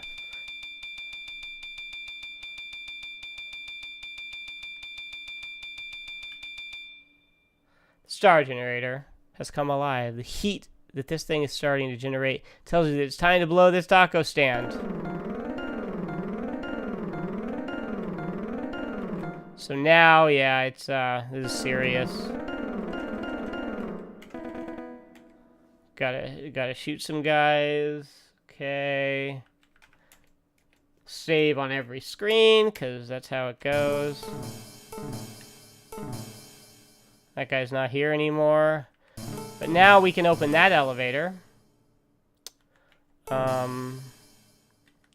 Because we're done. Now we can look around. You're in the shuttle launch bay aboard the Sarien ship. And of course you can die. You can die and, you know, be clumsy and fall. Gee whiz, Roger Wilco, you could actually be here if you weren't so clumsy. Wise up. Okay, well. And now...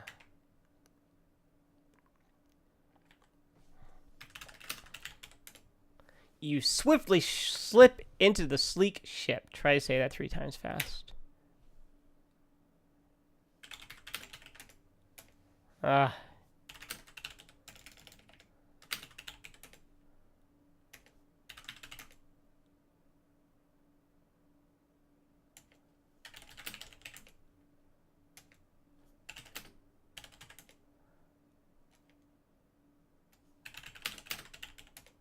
Oh my god, is it turnkey?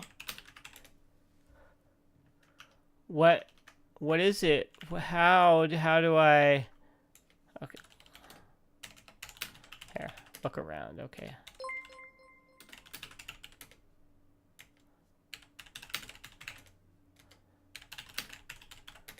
Oh, okay, push button. Oi! Thanks for the follow, awkward aardvark. And look at this! Look at this, 205 out of 202. I've made up for imperfect scores in previous games. Boom, done. Hacks. The Delta has been blown to tiny fragments by the force of the star generator's blast. You've saved the lives of millions of your people. Not to mention the lives of those in other systems. Don't get a big head. Congratulations, Roger Wilco. You've rid the universe of the evil Sariens and saved your people from certain doom. The star generator technology is safe inside the data cartridge. Now, a new star generator can be built and can carry out its original task. You're an all-around hero. You've made it home safely aboard the stolen Sarien craft, where you've encountered a cheering Xenon crowd. They have gathered together for a ceremony in your honor. The ceremony is already in progress.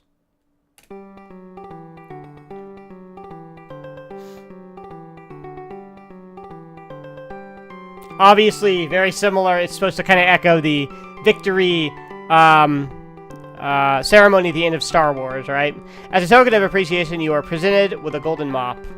Thank you, Roger Wilco, for cleaning up our galaxy, says the Xenon leader, who we can't even bother to name. Want a janitor? Always a janitor.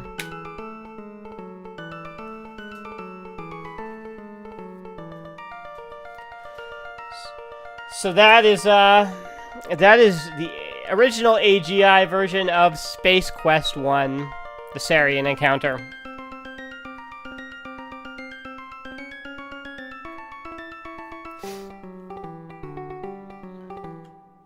All right, now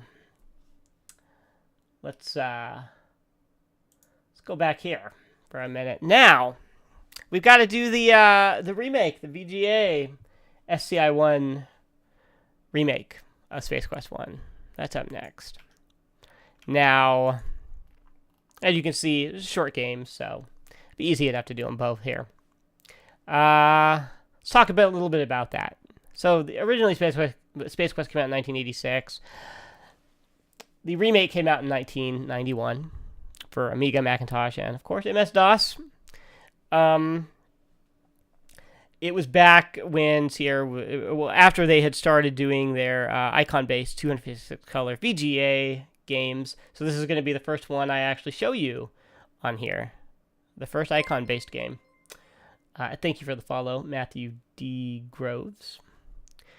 But before we get to that game, I actually want to talk a little bit about the comic. Because there was, let me see, do I have it here? Yeah, there was a Space Quest comic, a 3-issue comic, published by Malibu Comics, Adventure Comics label, that it came out in 1992. Called The Adventures of Roger Wilco. And then it was an adaptation of Space Quest 1. The first issue was written and illustrated by John Shaw. It is in color.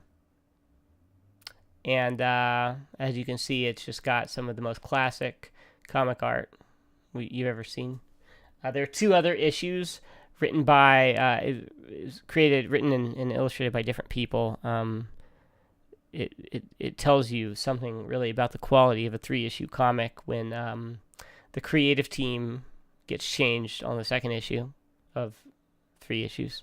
So this is definitely worth reading and was very, very good and had a lot of great quality control. So, yeah.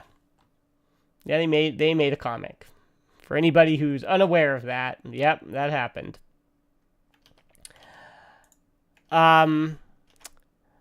Let's see. So, well, let's just start the game. I want to talk a little bit about kind of the technical bits of it, but we'll get to that.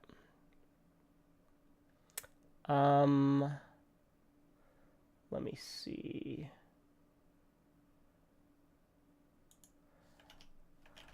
I need to figure out how I do this here.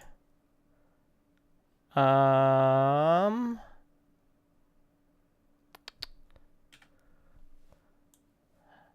actually going to be running 2 copies of this because there's something I want to show you.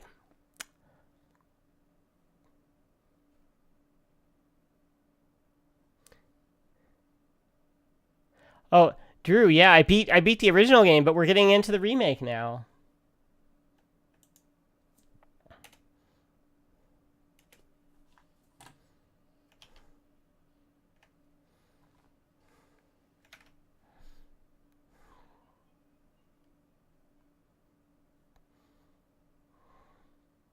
Can you hear any of this, by the way? Can you hear the sound?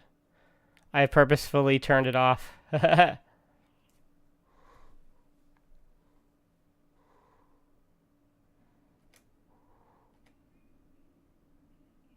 All right, great. There, I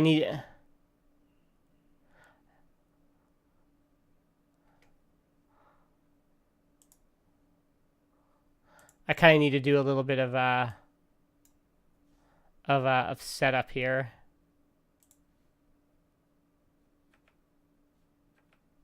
All right. You can see the window in there. I'll explain this in a second. But let's see. Which DOS box do I need to turn off? Is it that one? Is it that one? Is it both of them? We'll see. So,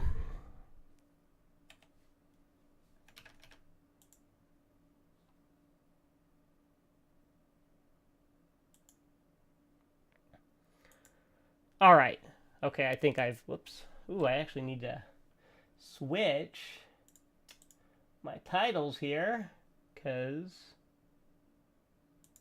boom, we're looking at the, ooh.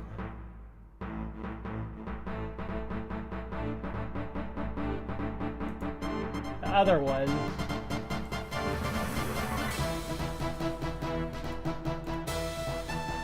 Damn it. One sec.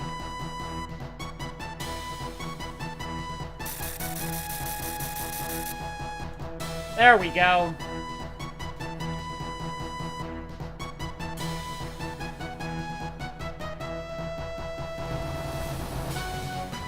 So this is the remake. This is the VGA 256 color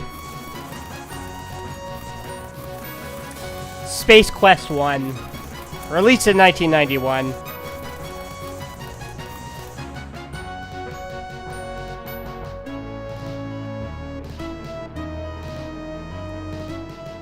I'm going to turn this down just slightly here. And this one, the title, of course, is styled as Roger Wilco in the Sarien Encounter, which is sort of the branding they were using at the time. And I am Snacks Attack, so I am going to be doing some dynamics and maybe some Cocktail Vision games as well.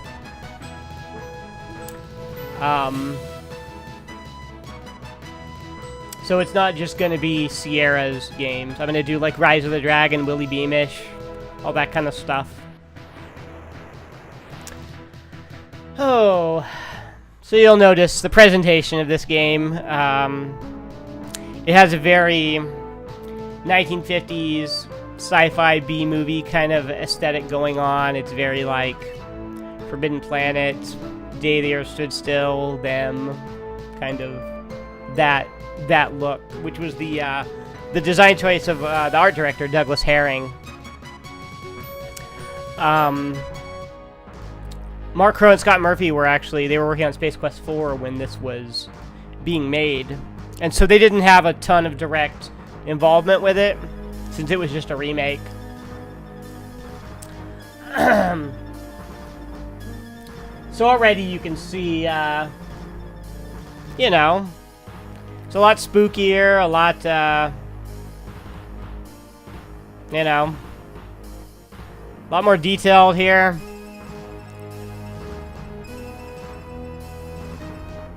Very Star Wars, the way that the big ship is chasing them.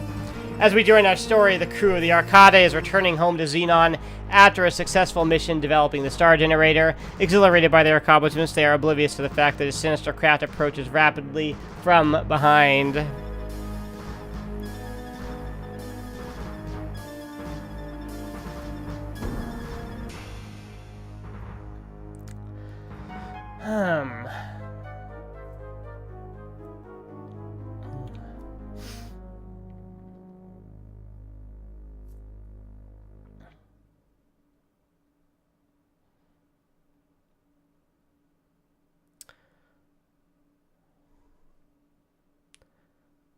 And this is also the point where you kind of start to get to hear some of the nice Roland MT32 music in some of their later games.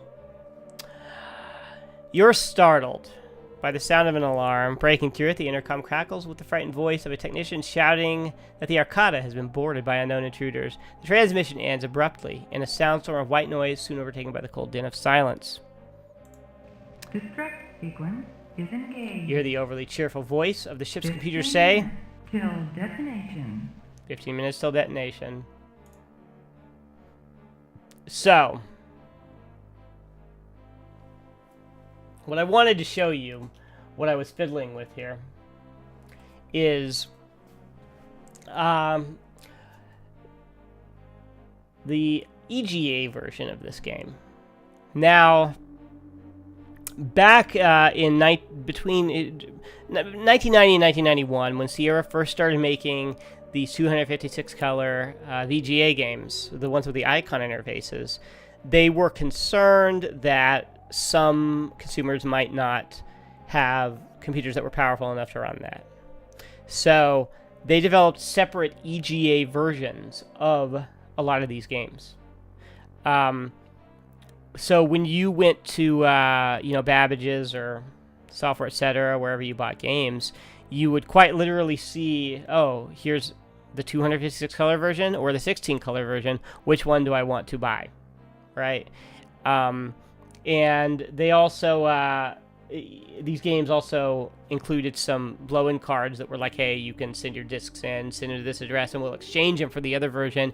If you have the, you bought the wrong version or you can't play this one, we'll exchange them. So, and they made literally 2 versions of these games, right?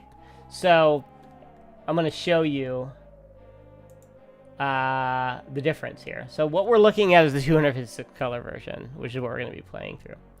And hold on. This is the 200. Okay, so that's the EGA version, the 16 color version. Right?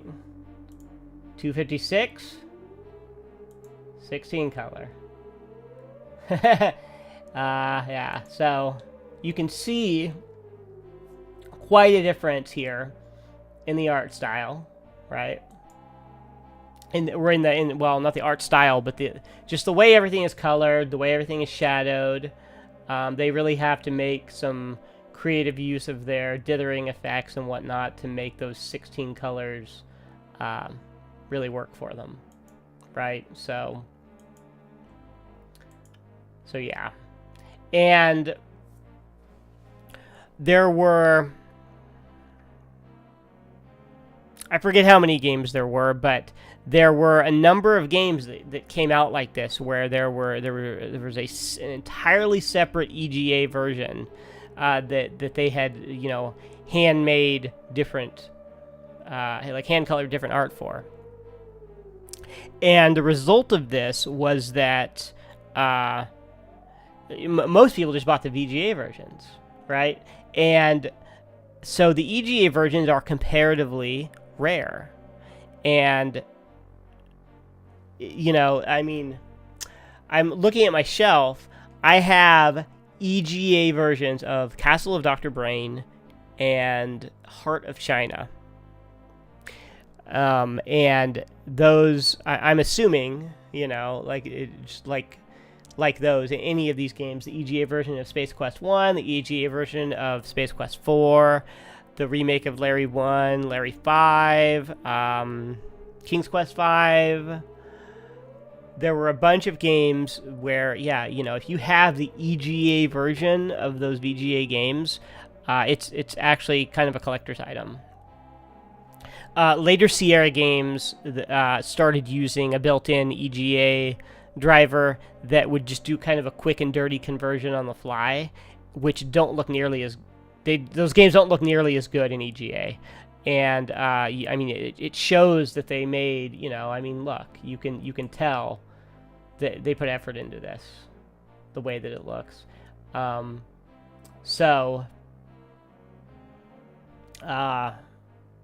Yeah, they kind of gave up on that pretty quick, but it's sort of interesting to see the difference here, where that exists. And when I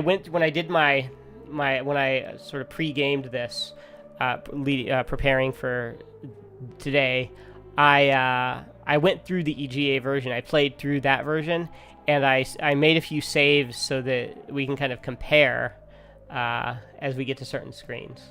So, do I have the different versions for all of these games? I don't have dual versions of every game. Most games I have like disc version and CD-ROM version, right?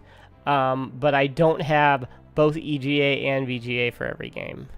That would be a challenge. And really, the EGA versions are just kind of curiosities to sort of show these kinds of comparisons. I don't know why you would necessarily want to play through them. I guess they look pretty good. They look decent for what they are. But they're more curiosities than anything, right? And the difference in art, yeah, it is pretty interesting here. So that's just that's what that is, right? So beyond that, let's see. So the VGA versions of these games, so they had this whole menu here where you could save, restore, all this, you know, and you could change your speed. I'll turn the detail up. I don't really know what that affects. I've never understood that dial, but yeah. And so do I have the different versions of all these games? Like, sure, I have. I don't own them in box. I have them, but I don't own 2 copies of every game, right? I wish I did. That'd be neat, but I don't. So, you will notice here. Let me actually turn my cycles up a bit.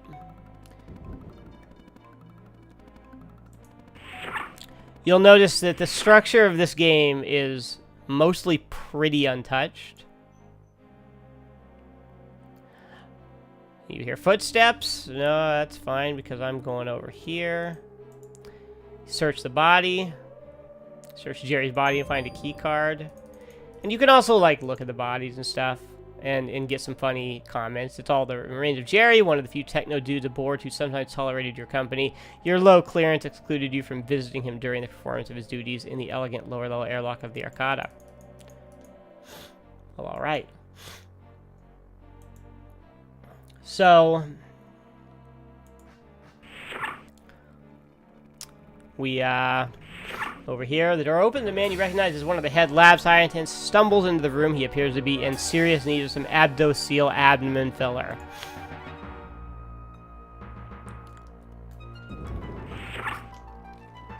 After only a few steps, he hits the floor with a disconcerting thud.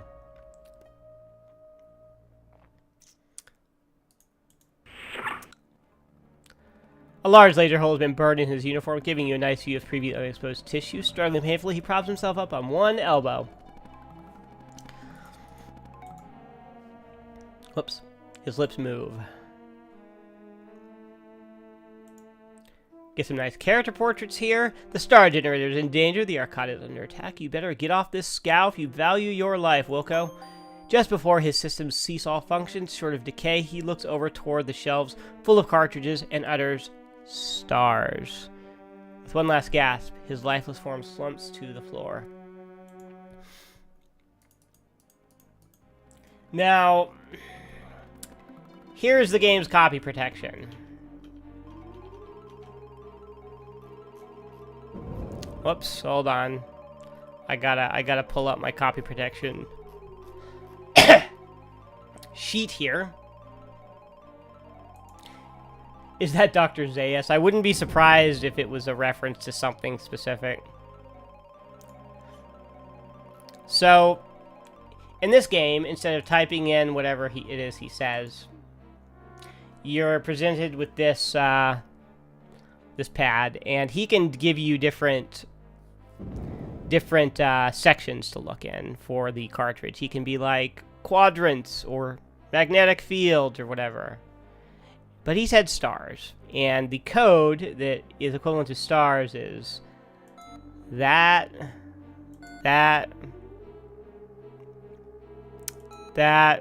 and that. And this was in the manual, right? Cartridge found, now retrieving.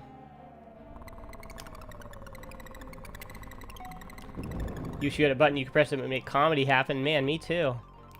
So now you grab the cartridge. Now here we are. Now what do we do? I'm going to go ahead and make a save.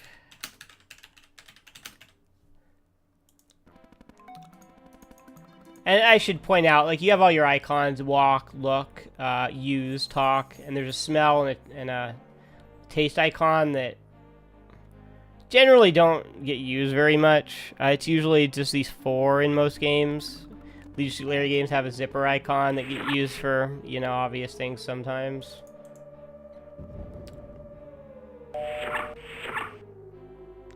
You hear footsteps? I don't think so. And again, you can look at some of these bodies and get funny comments. A cursory glance indicates that Dave, a lab technician, is dead. Normally you wouldn't be able to tell except that his intestines are hanging outside of the scorch opening where his abdominal wall used to be. You remember that he was forced to serve in the Xenon National Guard, but he wasn't better. This is one of the head research scientists, Blanche. I don't know why they're still using that name in whatever year this is. It's a weird name. It sounds like it's from like the 30s. You wanted to get to know her a little bit better. However, seeing her ruptured chest wall reveals more about her than you were hoping to learn. Failing to notice anyone or anything in the room, the Sarien guards decided to check elsewhere. Way to go, Roger. So this room, which was previously pretty useless in the original game, the Star Janitor Development Laboratory, there's actually something here. Due to your incredibly low security clearance, you never had access to this room. What a mess. Wreckage clutters the middle of the floor. A pair of lab workers have been blasted from the roster of the living. You're glad somebody else has to clean this up. What is this, though? You find a small but heavy device affixed to the base of the Star Janitor platform. It appears to be magnetic. That must be how the aliens upset the force field protecting the unit. And if you look, and we have a whole inventory screen here. It's a genuine widget. You're not sure what it does, but it's heavy. It looks cool, and it might be magnetic. Please keep away from the game discs. This was back when discs were magnetic. So that is actually the solution to the slots in Ulence Flats now.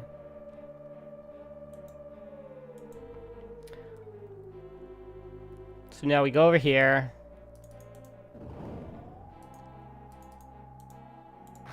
And we'll go down the elevator.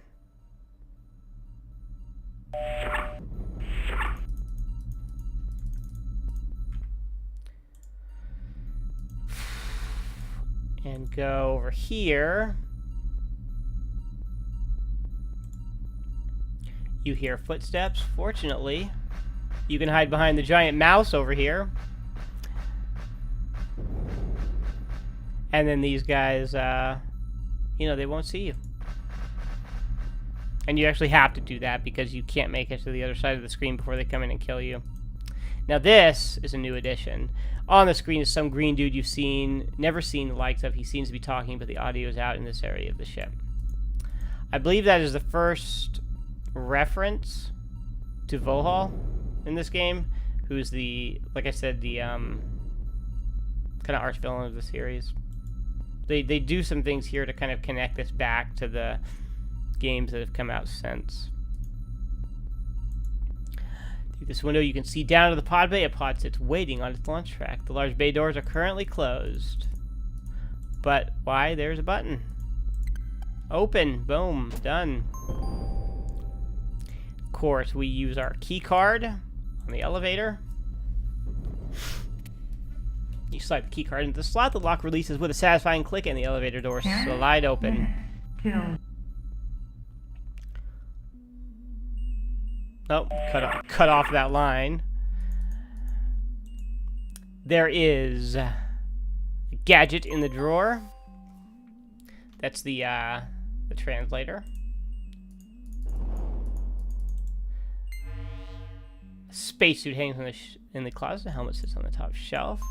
We, of course, will put that on.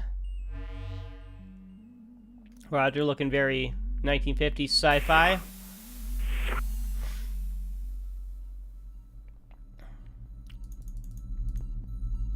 And of course, if you're stupid, you can fall off and die.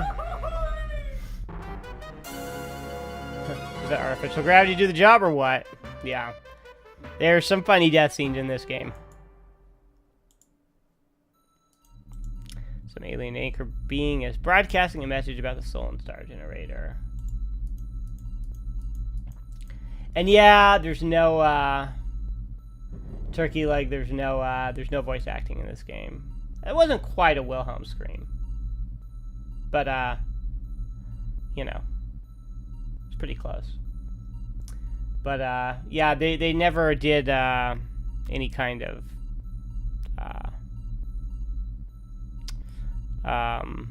voice, any talkie versions of these games. So we get in. get into the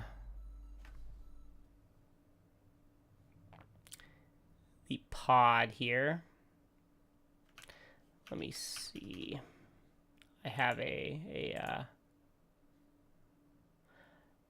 comparison screen to show you here from the EGA version in a moment. But we want to put the seatbelt on.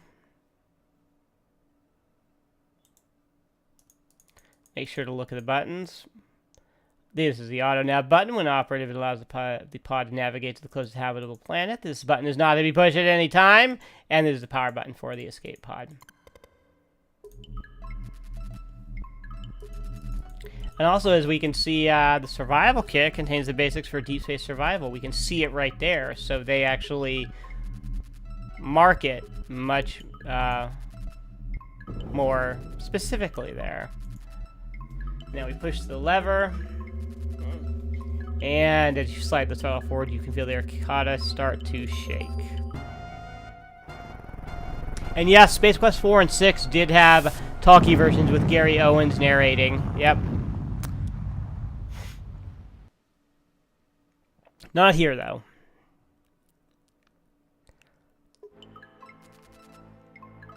So, here... Whoops. Here we have Roger in space in the pod. And here is the 16 color version. That's 16 versus 256. So you can see there is necessarily a lot more detail. Well, there's actually quite a lot of detail in that 16 color version. It's much brighter. You can maybe make out those buttons are a lot stronger and everything. Yeah. The 16 color version actually doesn't look bad. Yeah. Very cool. And actually, I'll show you real quick when you use the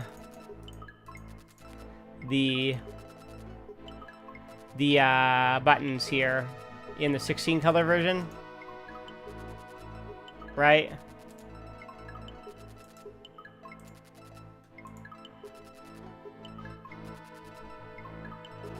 They do this this effect right here in the windshield, this like hurtling through space effect, and it's just static. There's no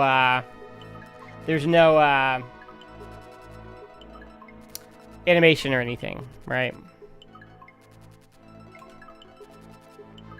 But in the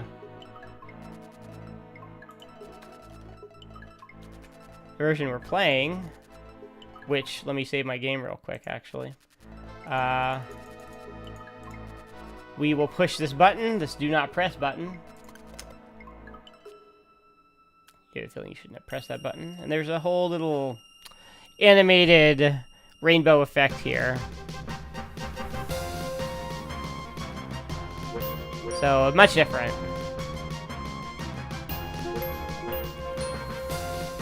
And instead of King's Quest 2, well, we end up in Nottingham.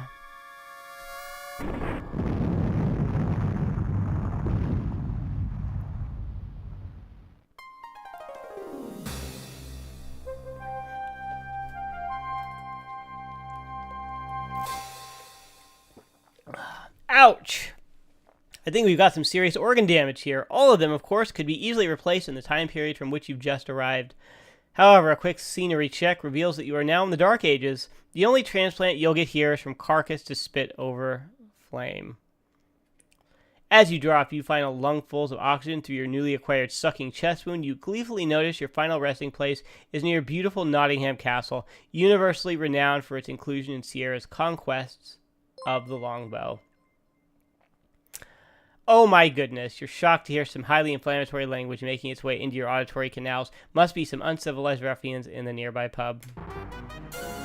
Well, you're dead again. We even warned you not to push that button. You have no one to blame but yourself for having to sit through a plug for another fine Sierra product. Maybe you'll follow directions next time. Thanks for playing and all that stuff. So, thank you for the subscription. Iraqler? Irakier? I don't know if your one is an I or an L. Iraq1ER. Alright. No, this is the auto nav. Alright, so here we go. Off to Corona.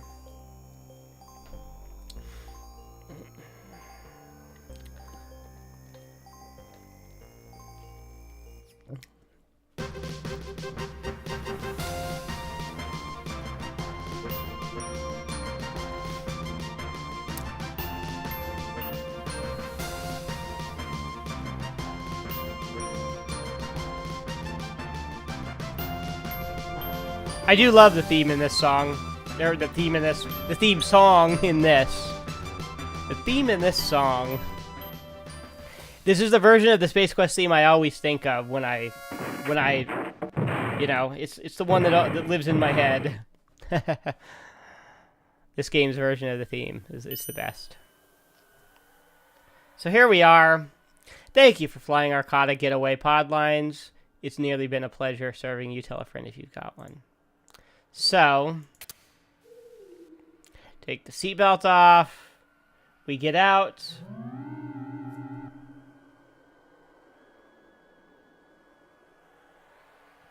And now, everything is much more closely waypointed here, or kind of marked. The rugged landing liberated the survival kit from its mounting fixture, and a chunk of the highly reflective white windscreen rests on the sand at the front of your pod. It, along with your teeth, was jarred loose as a result of the landing's impact. Alright. So now we get the kit, which we know is there. We get the glass, which we know is there. And, oh,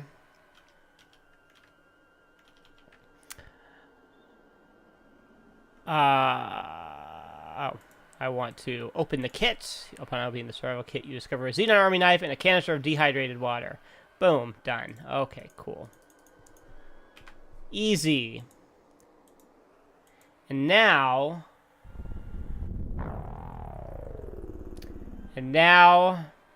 you see that sandworm there. And, yeah, he's bad. And he will eat you.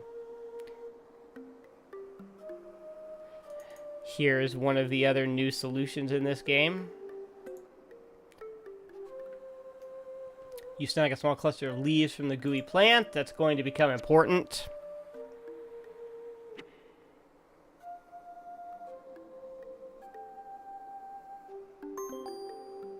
That stuff sticks worse than Fortnite-old undergarments. It's a good thing your gloves are Tefloid coated. Now, let's see.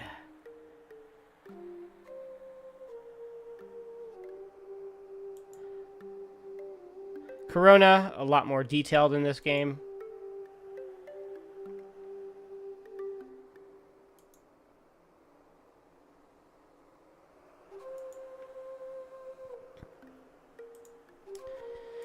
That's the Orat's Cave. This must be the skull previously attached to the rest of the mammoth bones, partially assembled here. Let's start a new save here.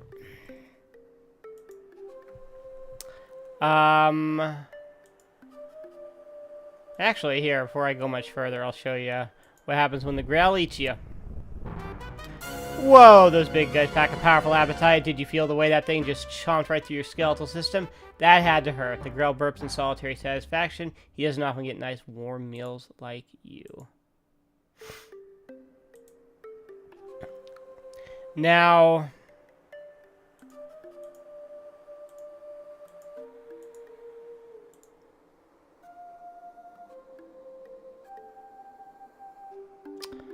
what I want is for that spider droid to come down and be here. Because I'm going to show you the other method for dealing with it. I think it's this screen. According to your eye, you spot an object hurtling from the greenish atmosphere toward the parched surface you currently occupy.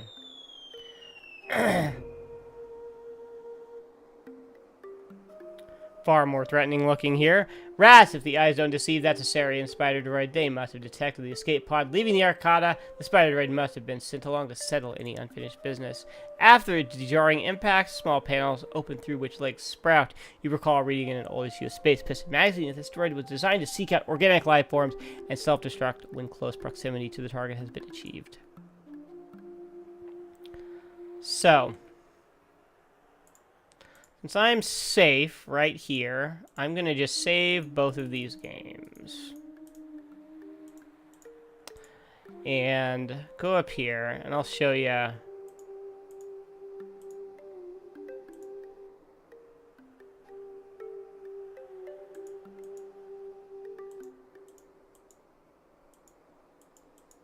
In theory, I will show you what happens here.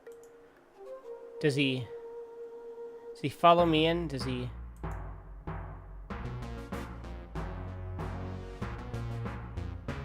No? Does he not,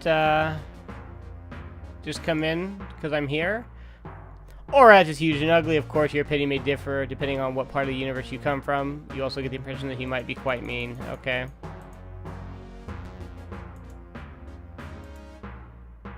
I'm glad he just hangs out there.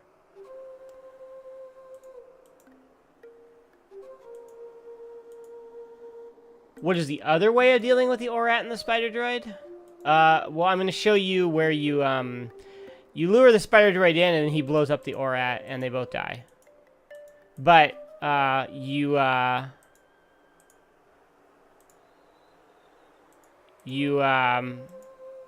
kind of have to get him following you first. Where's he go? He show up over here? I forget whether it's random or... I forget what the deal is. Uh-oh.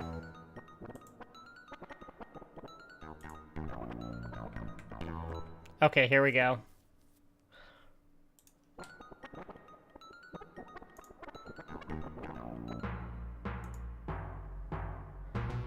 So you just hide behind the rock. You shiver at the sight of the spider droid entering the cave on its spindly legs. The cold metallic body searches for something to get up close and personal with. This could be interesting. And boom. Now that was cool. That killed 2 problems with no stones. And you reach down and take the Orat part in your hand. Some of it oozes to fill the space between your fingers. And since this is going to be my only trip into the cavern, I'll have to show you some of these deaths ahead of time. Rowan, yeah, there's a rock on the other side of the bridge that you smash the spider with. You drop it onto the spider, and it kills it. And then you throw the dehydrated water at the Orat, and that kills it.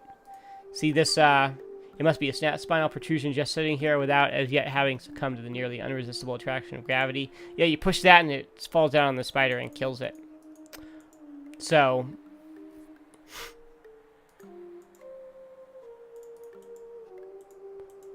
There's that cave with that hole with the thing that kills you. I want to show you that death real quick before I move on. Did they take that out? That's totally here, right? Yeah, there it is. Alright, cautiously you decide to investigate further.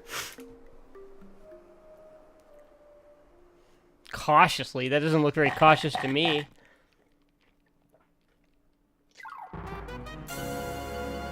That should teach you not to be messing around in strange holes.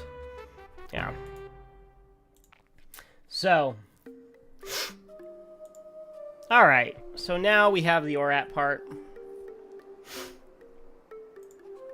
I've killed both of the Orat and the spider. Yeah, and see, with the rock, you push it, and boom. If the spider's underneath, it'll crush it and kill it. And that's sort of the default way of doing it, I guess. And then, of course, there's the bridge. I say that the widening of those cracks is an excellent indication that this thing is not a truly stable unit. And don't you hate the way it makes your brain bounce around like a handball and all that spare cranial space? Oh, actually, you know, why don't I show you dying at the bridge? And there is a point system for the remake. It's over here in the kind of the options screen. You can see your score. It's just not presented here. You know, you have to look for it. All right, no doubt about it. There's going to be an accident of one kind or another on this shaky piece of calcium-rich matter. Oh, I guess you can only go across it 3 times. Jeez. You've always got to push things to the limit, don't you? Be warned. We warned you, but no, you had to do it just one more time. Well, just wait till your father gets home. Sierra's cruel with their bridges, man. They're just cruel. So we go across this. As you can see, everything here in this game, like this whole, it's like a dinosaur skeleton. It's way cooler in this version of the game. And here, let's see, this looks interesting, although hard to tell from where you are standing. It may be a sign. If you got closer, maybe you could read it. So there's something actually sort of compelling you this way. And of course you fall down the shaft. Hey, what's the deal here? That elevator doesn't lower. It sucks. The stalagmite has obviously been broken loose previously and set back in place. The being responsible, most likely your Cronian counterpart, tried to fool everyone else by using some sticky gunk to hold it together, like that would actually fool anyone. So that's the rock that we need to break off. You flex those incredible muscles you wish you had, but you're barely able to snap loose the previously fractured stalagmite tip.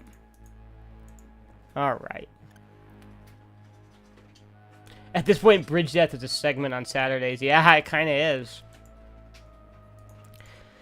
The grate is made of metal and seems to be fastened securely to the floor. It is too dark to see down through the grate. However, an odd smell emanates from the depths of the pit.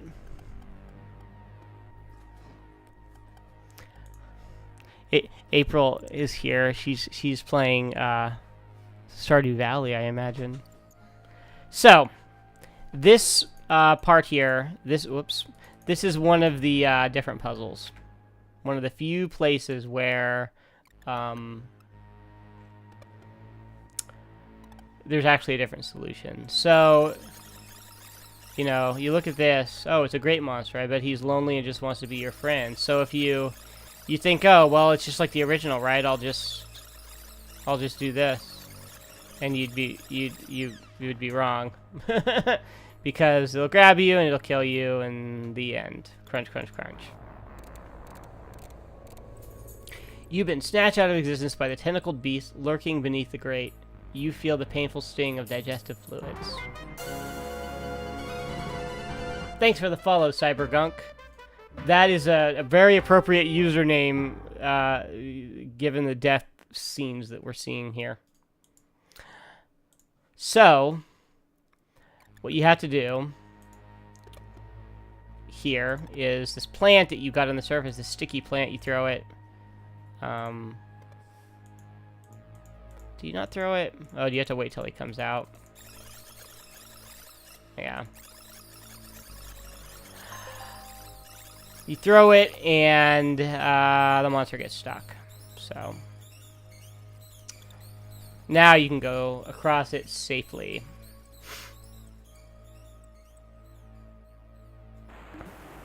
And now this odd closed door with no apparent mechanism for opening it. A pulsating steam geyser. We of course use the rock. As in the first game, the door is a bit more obvious there, which I like. Save the game, and this is one of the funnier deaths in this game. You can actually try to drink from the acid water here.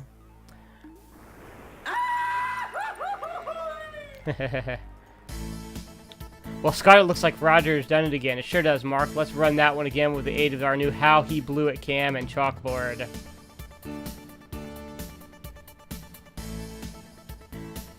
I had to say that carefully, Mark. Every time we mention something with a trademark or copyright, the lawyers come out to feed.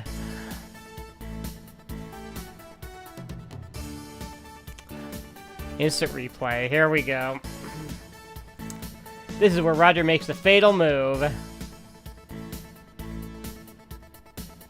And we can all see the result of that mistake. I don't know about you, Scott. Personally, I like to know exactly what I'm messing with before I actually mess with it. I guess he'll know better next time. Ouch.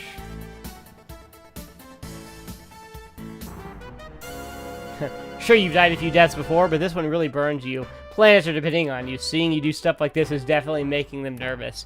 That is one of the most ghoulish, violent death images right there in any Sierra game. That is just... That is like some Stuart Gordon horror movie death stuff right there.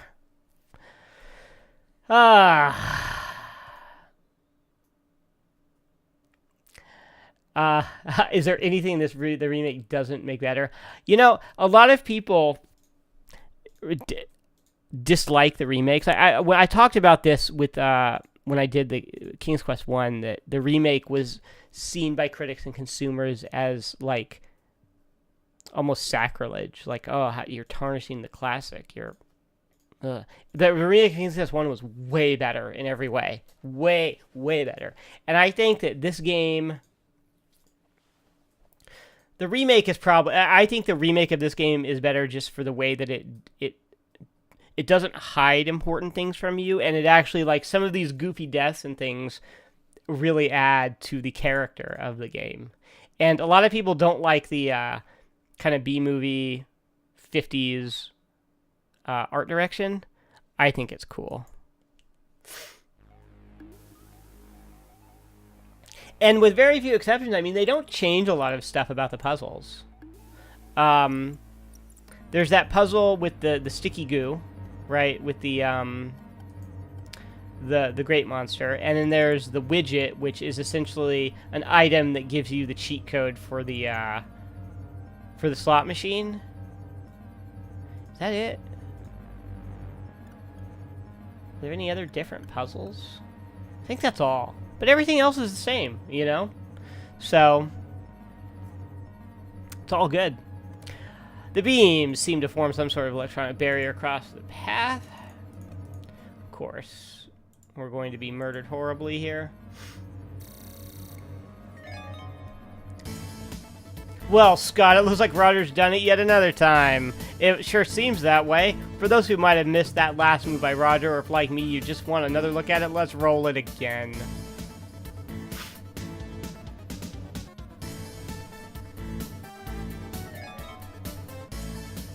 You've got to give some high marks for truly fine execution. We'll have to give it a strong 9.8. You found quite a number of forms to transform yourself into. This is the first time you've been wafer style. So, pretty gruesome.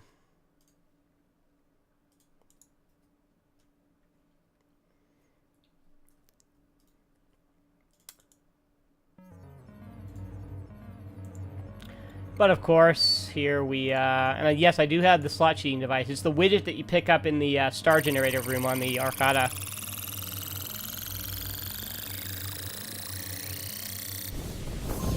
You have quite cleverly turned the beam upon itself, frying and fusing it into a state of inoperability. Whoop.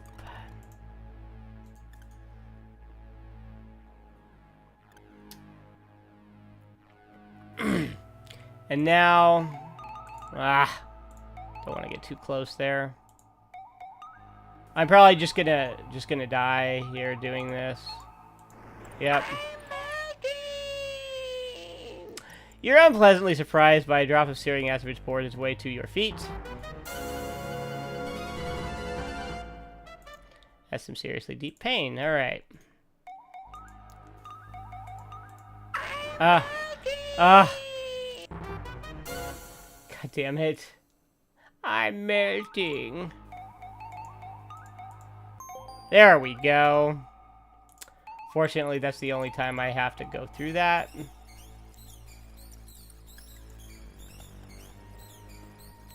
Let's see. And I want to turn on the translator device. That sounds just like a Star Trek communicator. Save the game here. Can I actually walk off the cliff and die? No? Can't do that. Okay, cool. As soon as you enter the room, you find yourself surrounded by darkness. Suddenly, you become aware of the fact that you cannot move or speak. A strange, unknown force has taken over. A massive holographic image appears before you.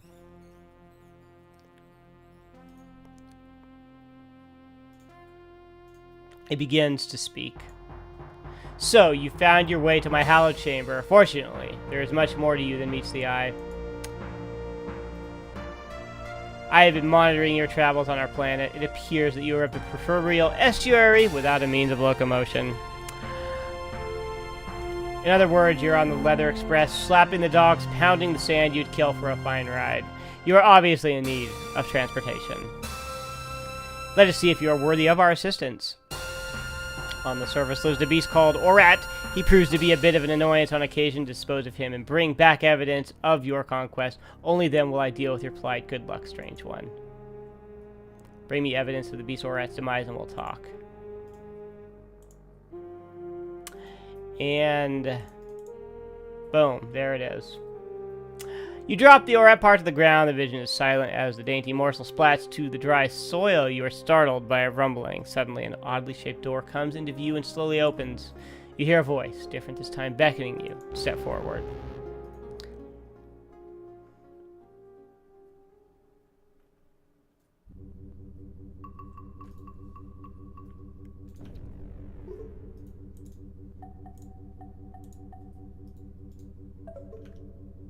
When you step through, the door slides closed with a faint hissing sound. You are alone in a large room full of strange equipment.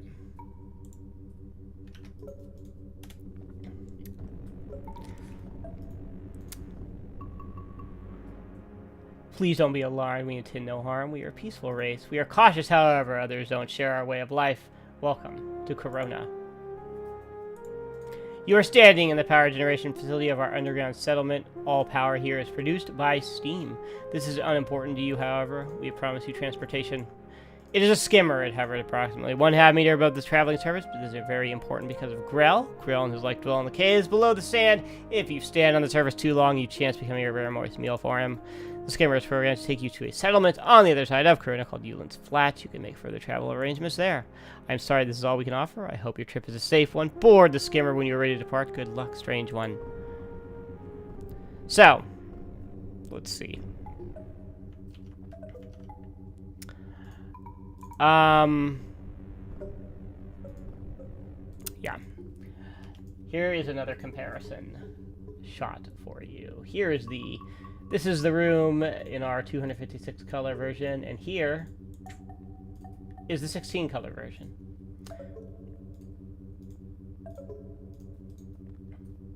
$256 and 16. They do a good job with that that art, that 16 color art. They make that, they really make that work. Despite the limitations.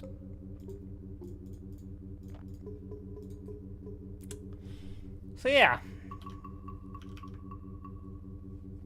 And yeah, the dithering does add a lot of detail. They did a lot of tricks with dithering, dating back to their SCI, their typing interface days. They really pushed those 16 colors to the limit and did a lot of trickery with shadows and kind of perspective and things like that. So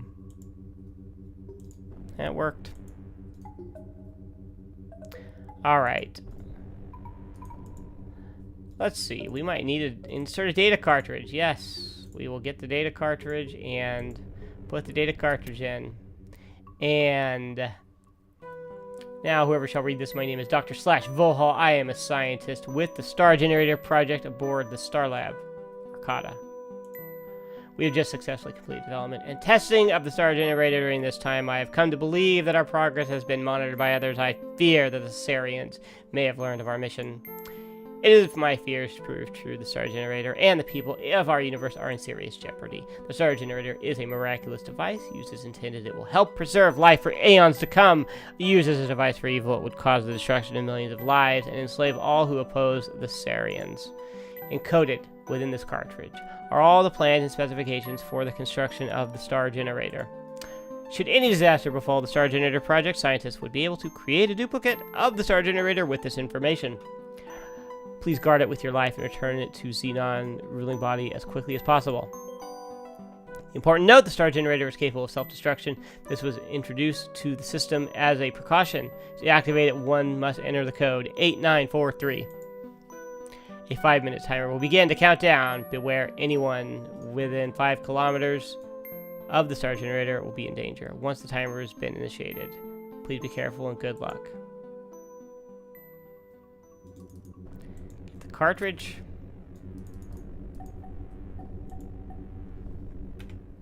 Let's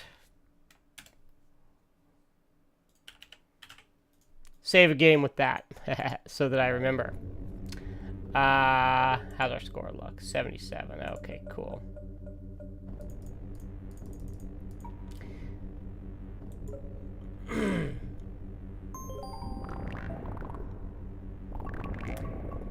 Lorabo is one of your favorite games because of the atmosphere of the shadows and dithering. Which one? Colonel's Bequest or Dagger of Amon-Ra? Oops! Had the darn thing in reverse. Hope nobody saw that.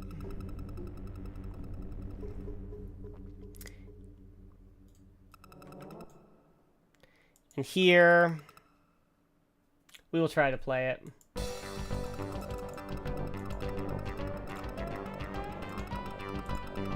You can just skip it in this one, though.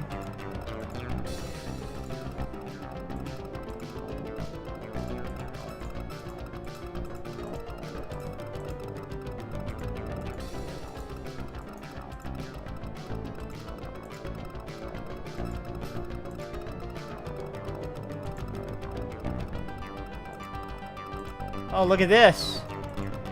Look at these skills. Oh, God. Oh.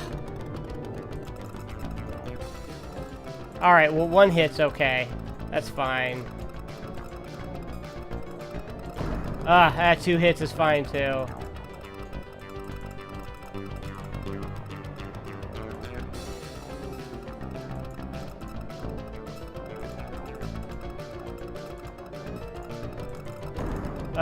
Three hits, that's also, 4 hits is not fine. Lady warning, Big Rock cuts you no slack. I was doing really well. I was doing really well there at first. Okay, we're gonna try this one more time.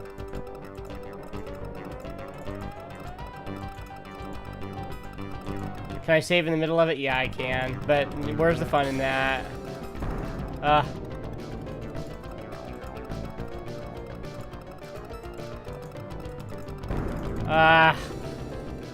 2.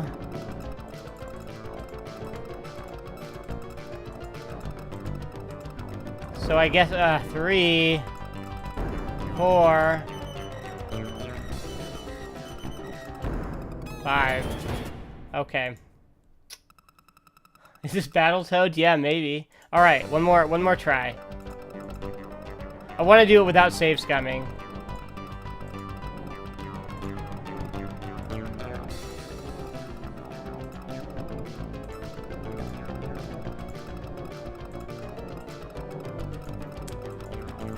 Straight up speeder bikes here with the Battletoads.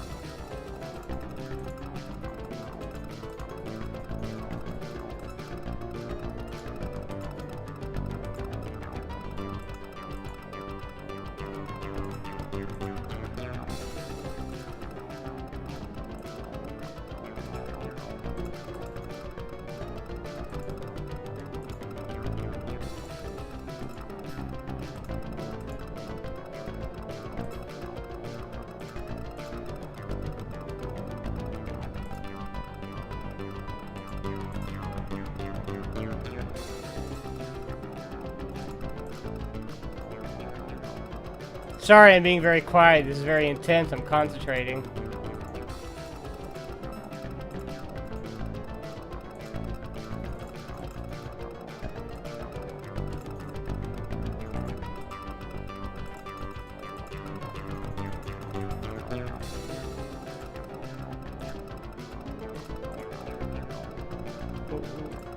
Oh. Oh, one hit at the end? Whatever, man. That's basically perfect. Y'all can look forward to my new documentary, King of Corona, Fistful of Buckazoids, coming soon. Alright. Whew, after a truly stone-crushing journey, you have miraculously arrived safely in Ulence Flats, and just in time, too, because the skimmer's power cell has been drained. It will take some time to recharge itself. This place isn't quite what you had expected. It's semi-bleak at best. An odd-looking fellow is lounging against the wall of a nearby building, watching you with a great deal of interest. It's like a cross between Michael Jackson and Leisure Suit Larry over here.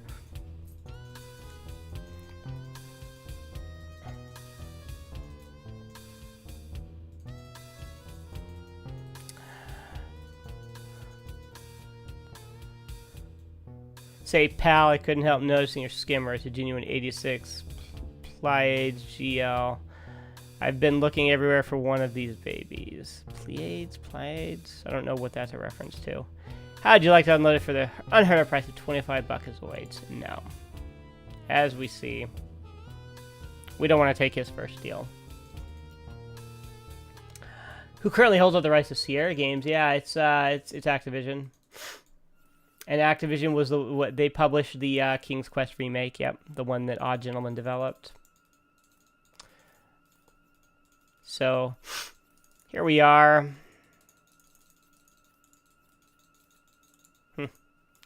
I think you can search here and find some money, right? Searching through the pile of dust, you find 12 buckazoids. All right. Any more? No. Nothing but ashes. Okay.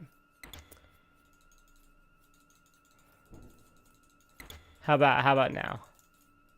That's new dust. No? Okay. Yeah, well, Sierra was just a label that Activision kind of resurrected for that. So, but they own the rights to that name. Oh, god damn it. I forgot to remove the skimmer key. Oh, and nothing I did ever counts. Okay, I'll skip this time.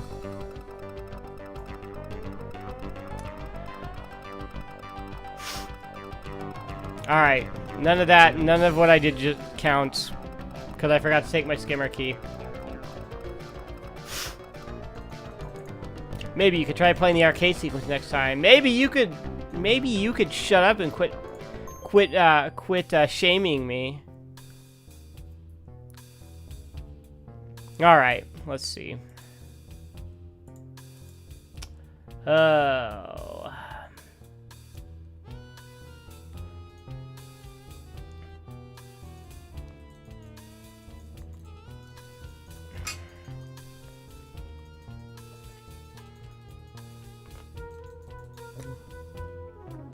Alright, no, we're not going to take his offer.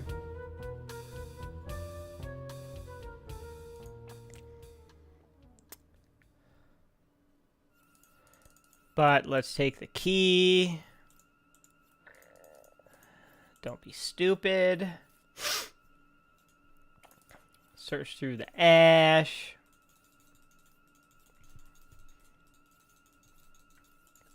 Two buckazoids, that's it. What a ripoff. Alright. Oh, here's this guy again. Okay, buddy, you drive a hard bargain. This is my final offer, and I'm only going to make it because I can see you need it pretty bad. I'll make it 30 buckazoids, and I'll throw in this swell jetpack. It was previously owned by a little dark who only flew back and forth to Fleabut. Space Quest 3 reference. On Sunday, it works great in zero gravity. You'll love it. It's a deal.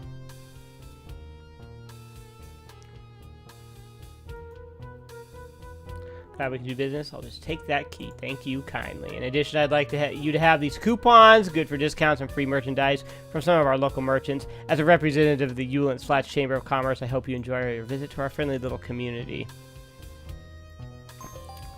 Fine, upstanding citizen. Alright. And here you actually have these coupons in your inventory now. So... yeah. So now, let's see. Here we are in the bar.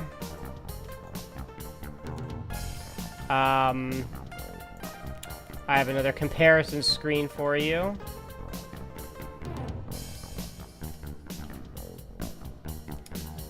Let's see, here we are. Here's the 256 color version versus 16 color version.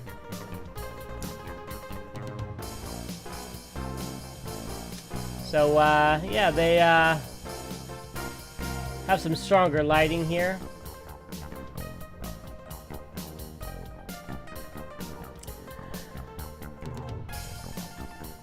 It's much softer here, the 256 color version, I think. Yeah, but that 16 color art, that looks pretty good here in this bar.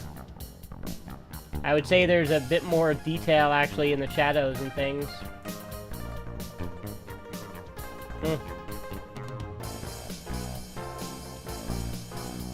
Anyhow.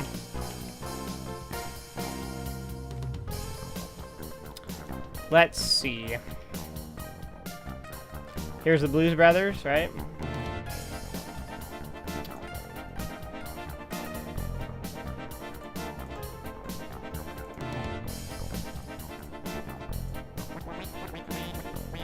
Doing their singing, their weird alien singing. I would like to redeem this coupon for $5 otherwise it's a free beer. Gotta wait for the bartender.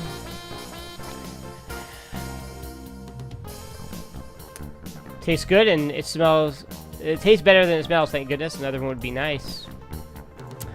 And so it actually kind of gives you the hint. Hey, it actually sort of pushes you along by giving you the coupon and giving you the hint. Hey, keep buying beers. Yo, how about a refill? Yes. Ah, yes, I have a spot. Just one more should do it.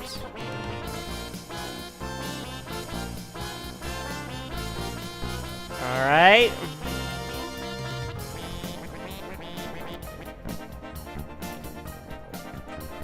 And yes, I want another drink. Here you go. And here, as you sip another of the odd brews, you overhear someone at the bar speaking. There I was cruising through Sector AD when I spot this blip on the scanner. AD. So I head toward it, you see, and right there in front of me sits the Delta. It's just sitting there, my heart starts hyperwarping on me. I figure my milliseconds are numbered. All I can think of doing is getting my craft out of there, so I'm reaching for the throttle.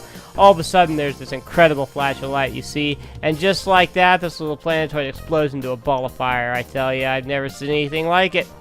I mauled the throttle and got out of there. Quick, you bet.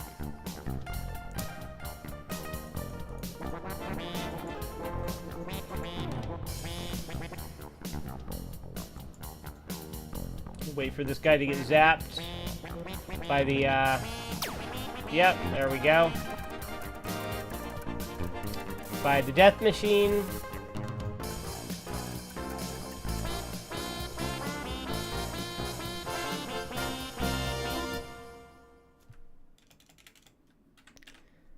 We will save that. Let's see.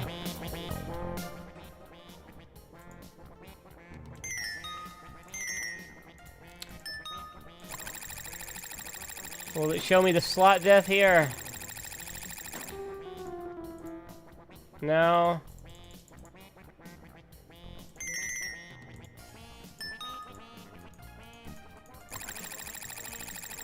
I want to see the slot death. Oh, and I guess you can, I suppose you can just play the normal way. If you really want to. I want to see the death though. No, I want death.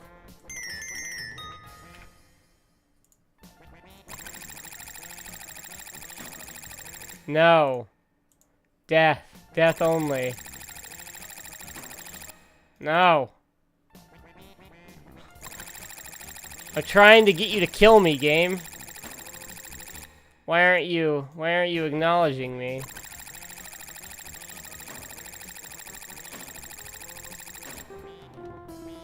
So what? Ship, galaxy ship.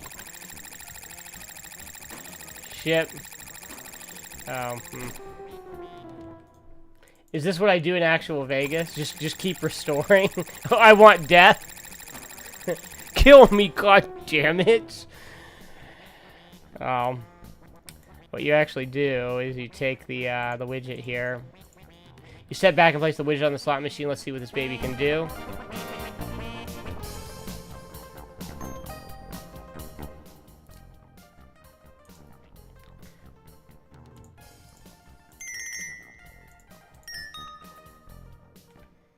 Now we'll save again. Maybe we don't get to see the slot death.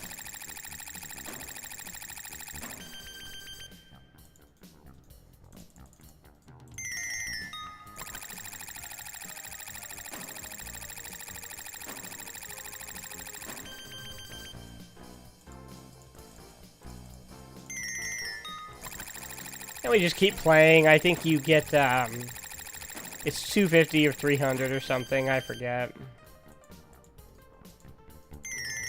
I think it might be a little different in this version.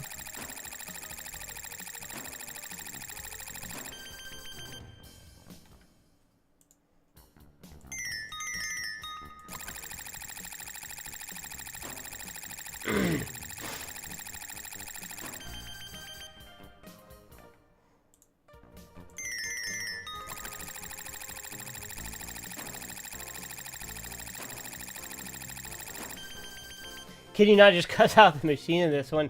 No,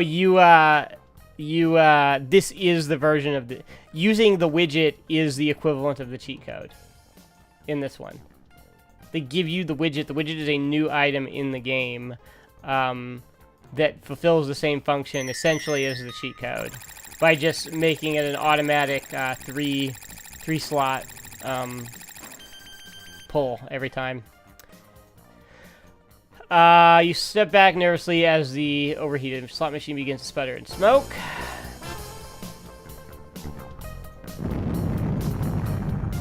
I guess you overheated the poor old thing.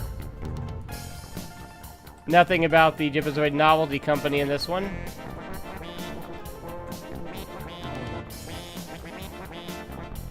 Oops.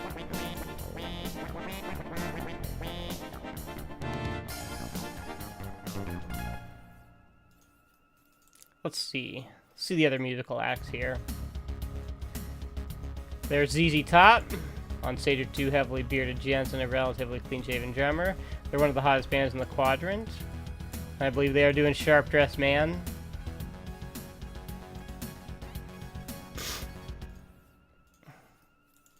And let's see. And there's Madonna.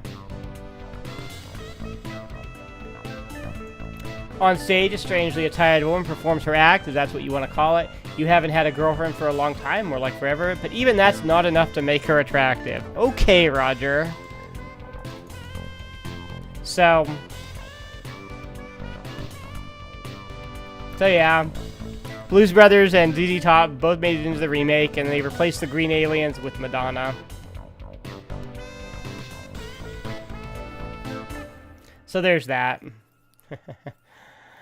Alright, now that I'm done with that, we will save, walk over here.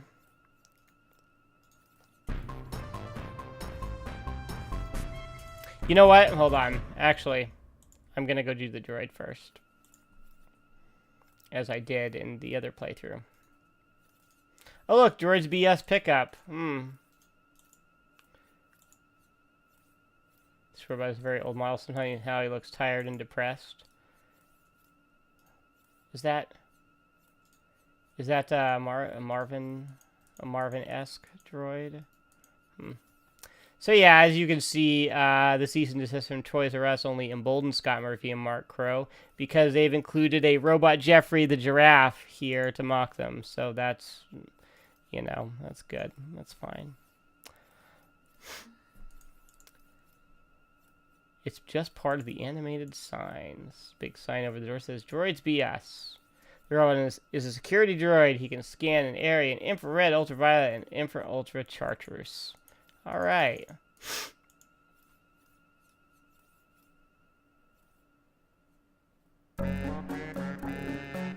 Greetings, sir. Allow me to show you our fine line of robots, otherwise known as droids. We have a wide variety of work-saving, life-enhancing, shiny new factory, fresh technological wonder to modern engineering wizardry. However, I can see that we would be more interested in our line of economy price used robots, wouldn't we? Please observe our robot preview screen. If you have any questions, don't hesitate to ask. So, there's that. And here, look at that. It's an Ultron 17, the only robot bad enough to go head-to-head with an Arnoid 1000 Exterminator. You note with relief that he appears to be out of commission, at least temporarily. Huh, Ultron, wonder where that's from. That's an upgrade option for the Arnoid series. It's capable of crushing a person's skull, very useful if you're in that line of work. Let's see, I want to give him the coupon. Very good, sir. This coupon entitles you to a reduction of 20% in the price of any of our fine previously owned droids. So now we just get the Buckazoids and we enjoy all these goofy little droids until we get to the one we want. There's a Dalek. We don't want a Dalek.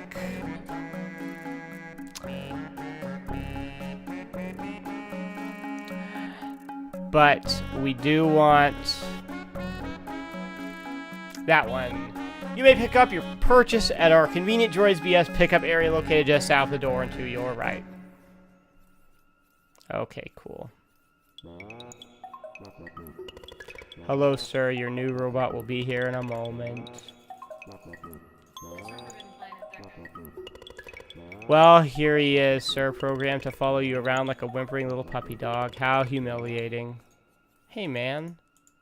Your new pilot droid appears to be a bit dinged up but functional. You hope that he knows more about piloting a spaceship than you do. Actually, hold on before we go. Get the spaceship. Is there something over here? Ah, all sales final. Sign says in 1,438 languages. Okay, cool. Now, we can go down here. And now we can do all the ship stuff.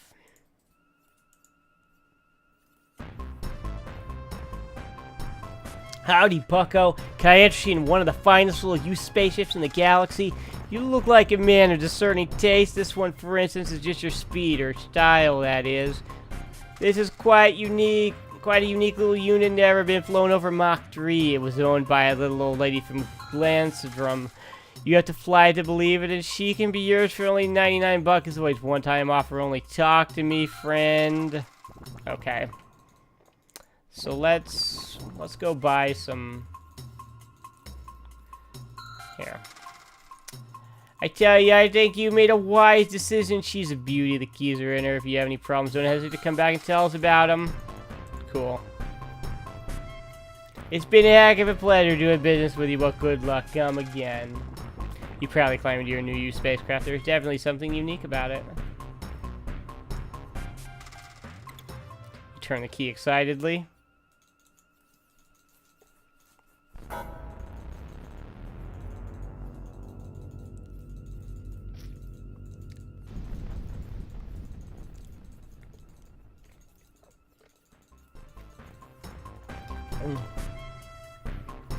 Drat, where did Mom and Dad go wrong? You be the judge.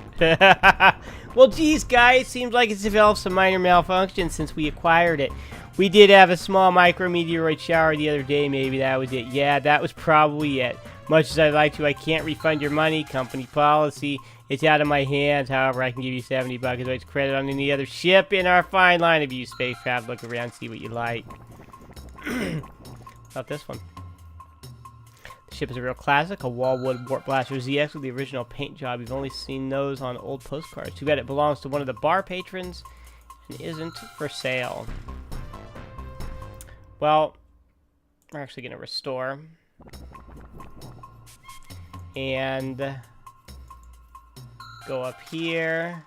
Hey fella, wait up so long as you're heading that direction. Why don't you let me show you my other fine spacecraft? No obligation whatsoever to you, pal. Just trying to be helpful to one in need.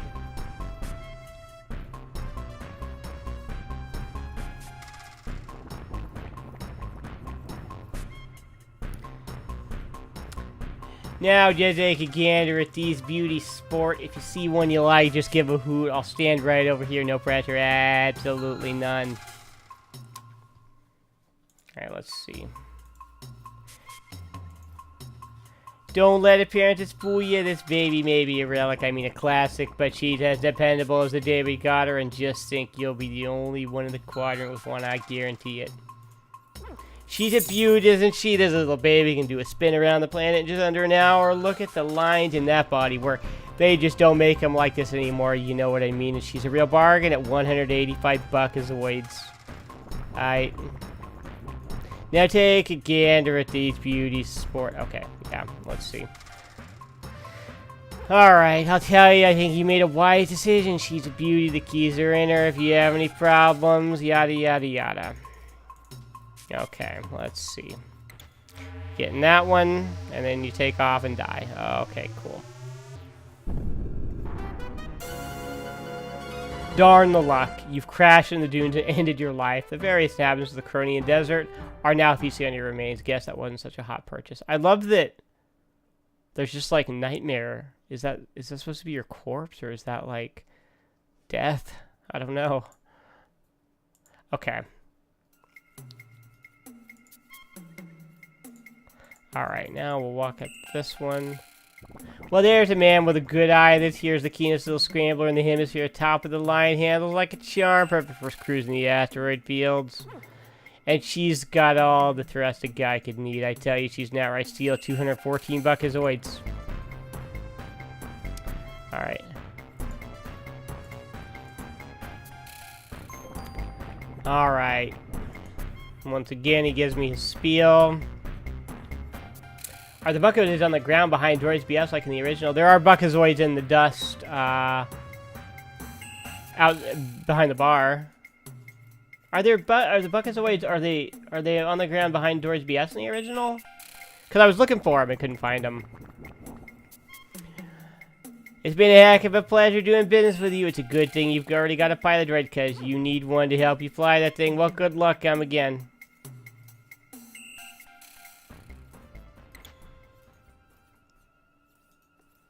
Alright, so we get our R2 unit here. Once you see it snuggling in the ship's compact cockpit, the robot moves into position and you push the load button. Boom. Done.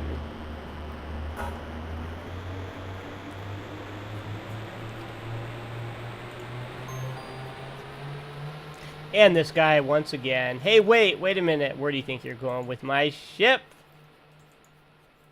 And here is a cameo from the sequel police from Space Quest 4. If you remember, if you played that game. Those are the villains that are chasing you throughout time in Space Quest 4 when you return to Space Quest 1.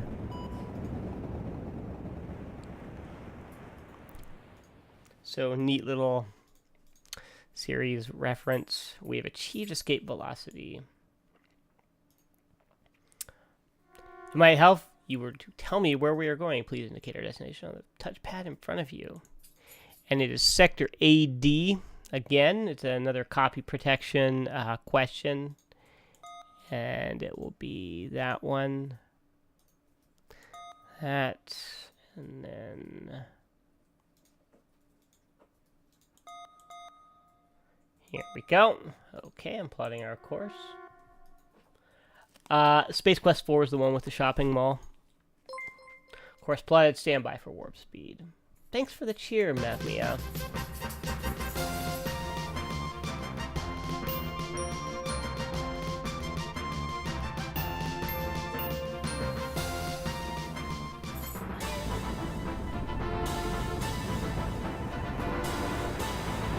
Oh, our dogs are over here hanging out with me in April. Desperate for attention.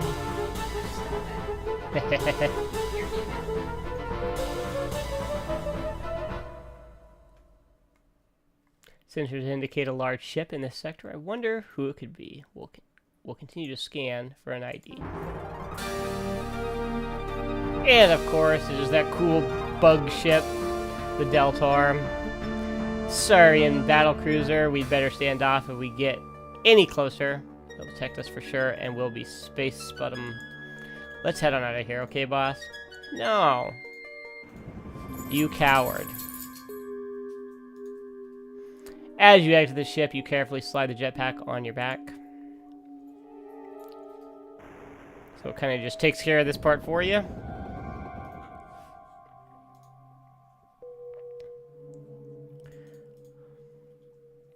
You're floating in space just outside the biggest darn spaceship you've ever seen. You see a door. Perhaps it is a way in. You don't say. Wonder if I can actually just walk off the screen. Can I just leave? Can I just choose not to? Can I just be like, peace out, I'm just gonna float through space? Can I maybe do that? Can I just be like, I'm out? No, I guess I can't. So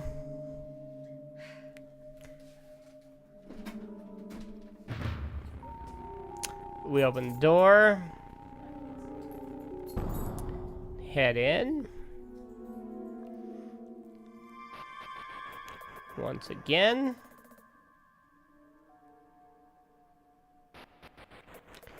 And here we go.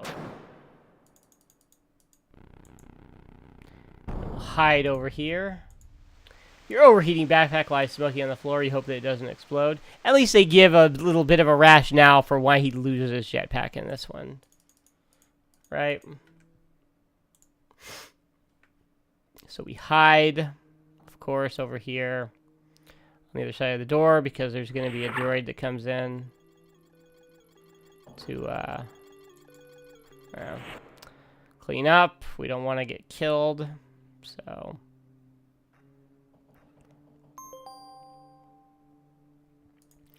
let's see. The trunk is unremarkable in every way. An air shaft protrudes from the wall above your head. It's covered by a vent grill.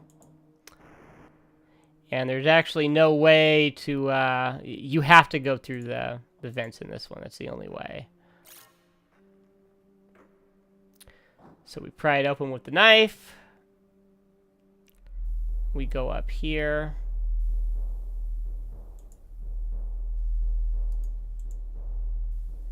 I believe it's up, right? Yeah. It's totally up.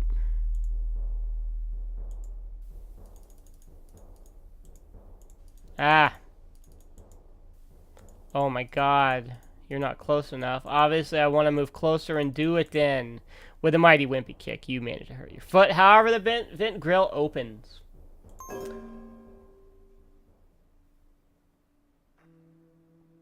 Alright. And of course, we want to open the door. Jump in. Uh-oh, you hear someone coming.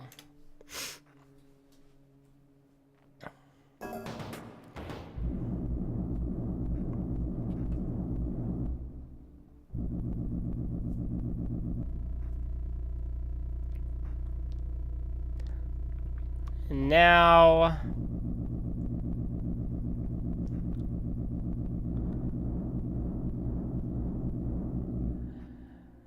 pop out. All right. Darn static cling. Hey, look at that. By the most amazing stroke of luck, you've traded your extremely conspicuous Xenon spacesuit for a Sarien officer's uniform complete with helmet. Searching the pockets of your newly found disguise, you find the number of possessions you were packing has been greatly reduced. In fact, lost in that limbo void to where socks and baseballs disappear is everything but the data cartridge, which is the only thing you need. And of course, if you try to walk down here... Oh, what's this? On the floor? Ah, it is this ID card in the pocket of the ugly outfit. It's a Sarien ID card. The name of the card is Butston Freem. You wonder if this is a common Sarien name, and if it is, you're glad you're not Sarien. Alright.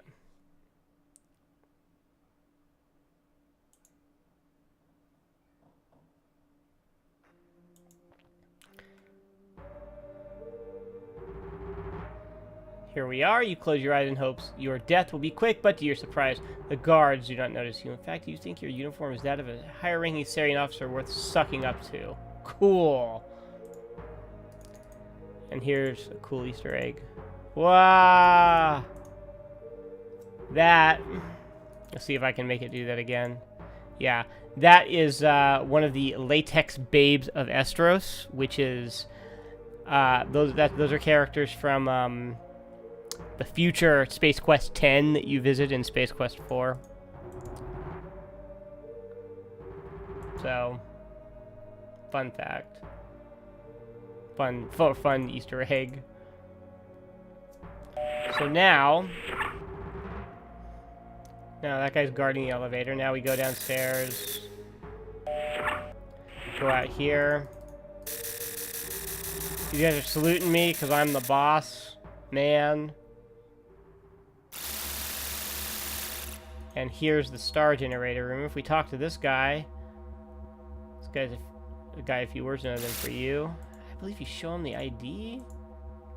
Sir, the short code is 8943. So if you missed it, back on Corona, he will tell you what the code is. So that's nice.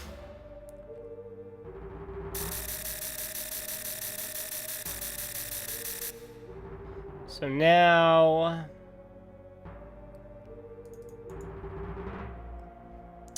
go up here.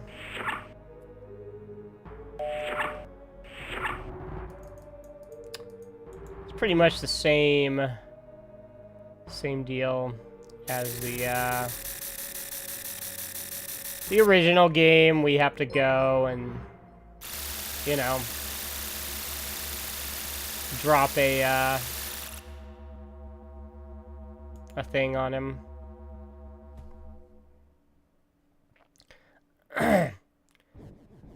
Oh, welcome to the weapons dispensary, I guess. I've got an IQ of 5,000, but I feel I'm only good enough to fetch weapons like some whimpering puppy dog. You'll have to show me your ID card so I can scurry off and fetch your weapon. Why they don't just wire me into the ship system so I would know who you are without an ID card is beyond even my supreme intellect. And I have... Oops. I have another screen to show you here. Another quick screen comparison.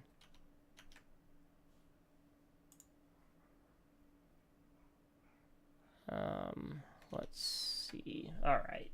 So here's the 256 color version we're playing versus the 16 color version. Oh, so yeah, lots of I don't know, kind of lots more detail in a way. Things stand out a little bit more in the 16 color version when you compare them. Just the background, the guns, and the grenades and stuff there. Kind of pop a little bit more, actually. Thanks for the follow, ET Phone Home 99. Ryan is the robot you? Yeah, it's totally me.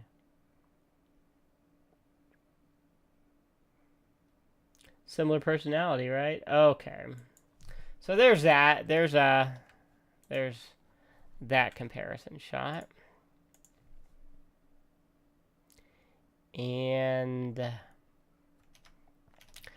let's see. So I actually need to save the game right here. He will kill you. Oh, how clever. You have an ID card, and my, what a lovely photo of a proto-organic biped you have, too. I guess I'll use my vast resources to fetch your silly weapon for you. Please wait here if you can handle such a simple command.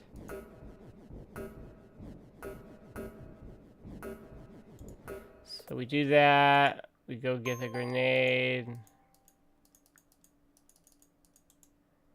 Oh, I guess we can only carry one grenade at a time. Then we close the counter. And...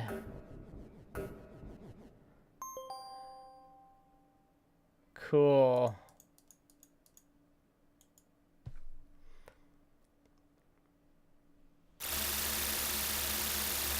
And now, real quick. One more real fast. There's a 16 color version. Am I ever going to play Dead by Daylight again? Why, yes I am. You can count on that. There's 16 color, and here's 256. 16 color actually, kind of, its star generator is a lot more sparkly here, I think. Actually, let's look at, hold on. I want to look at these in motion. Let me take it off the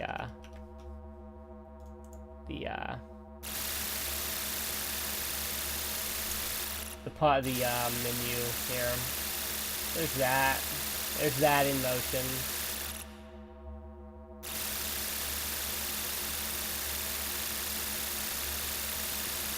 Oh. Huh. It's almost like they smear a little bit of a weird filter over the 256 color version. The 16 color version is kind of crisper in a lot of ways.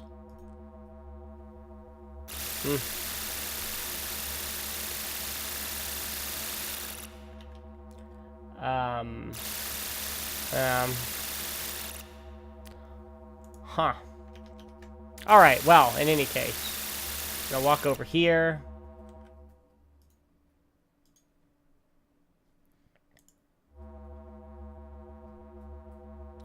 And we will take the grenade, drop it on him, and Roger Wilco, murderer. And I'm not actually sure. 178 of 201. Do I get another point for? Oh. Oh, he's yelling at me again to show my ID card. Let's do the death where he let's hear. Well.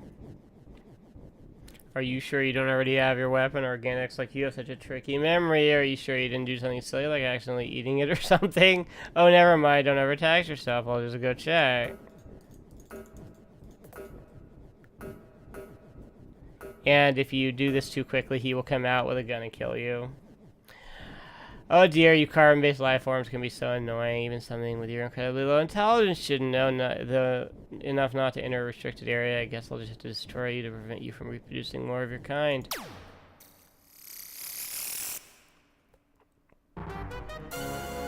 Thank you for playing Space Quest 1. Too bad you failed miserably and doomed all of your people to a horrible death at the hands of the Sariens. You quickly glance about the room, see if anyone saw your silly mistake. Better luck next time. Kind of a generic death message. Okay.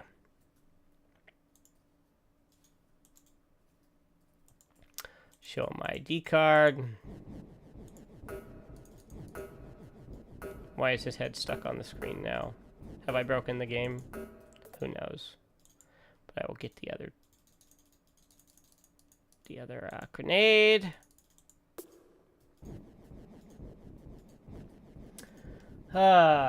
And that, Bantuni, that was the 256 color VGA version versus the 16 color EGA version. As my supreme intellect suspects another obvious organic life form error, let me say this very slowly. There are no more weapons for you. Okay, cool. Good talk.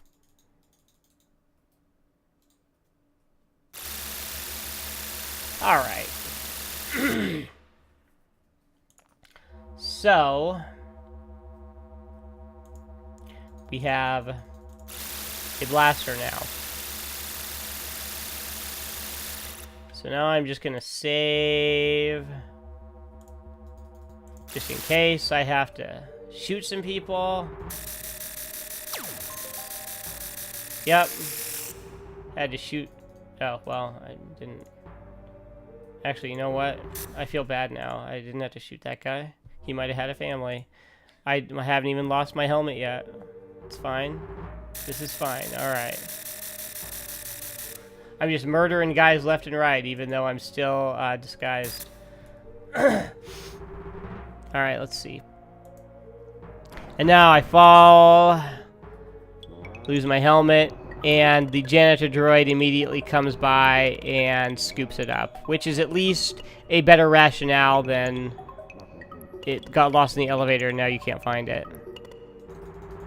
My, aren't you the clumsy one because of your inability to walk without falling on your face? Your helmet has been collected by the trash droid. Now you've blown your cover. The Sariens are sure to shoot first and ask questions later. Oddly enough, Roger does not lose his sleeves in this one. Metal Gear Solid, no kill run. I can do that.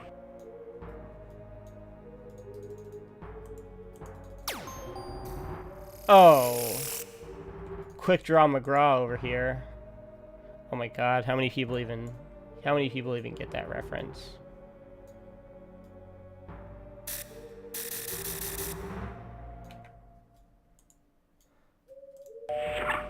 Alright. Oh wait, no. Hold on. I didn't want to do that. What am I doing? I don't want to go down that elevator yet. I need to destroy the star generator before I do that.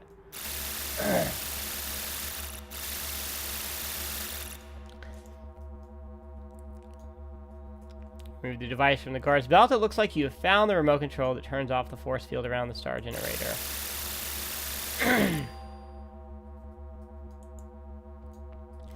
And now we use the remote. Press the stud on the remote and the force field around the star generator begins to deplete. I think we just walk up to it and then...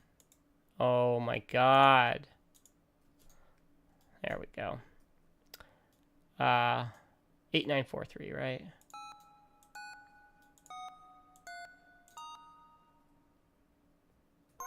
There we go. Self-destruct. Engaged. Have a nice day.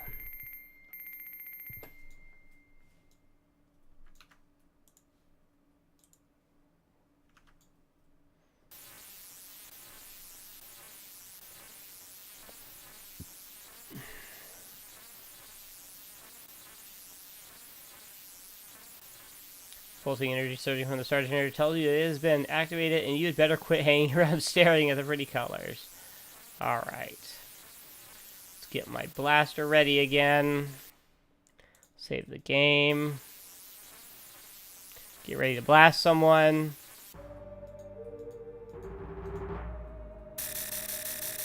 Alright. We're all good. Get ready to blast someone down here. I know I'll have to blast somebody here, right? Oh, God. Oh, wow, look at that. Look at that. Skills. I just killed 2 dudes. Reservoir Dogs. All up in this.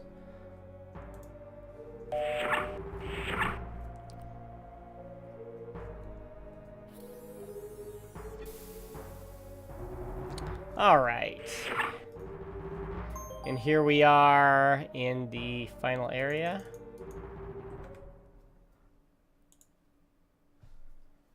And I believe I have one last...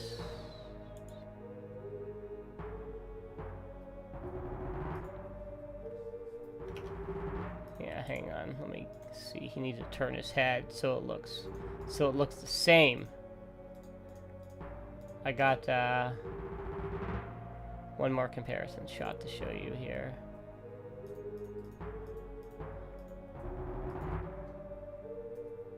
Come on, Roger. Turn your head the right way. Actually, yeah, that's fine. Okay.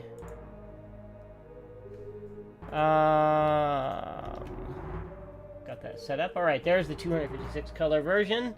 And there's the 16 color version of the same scene.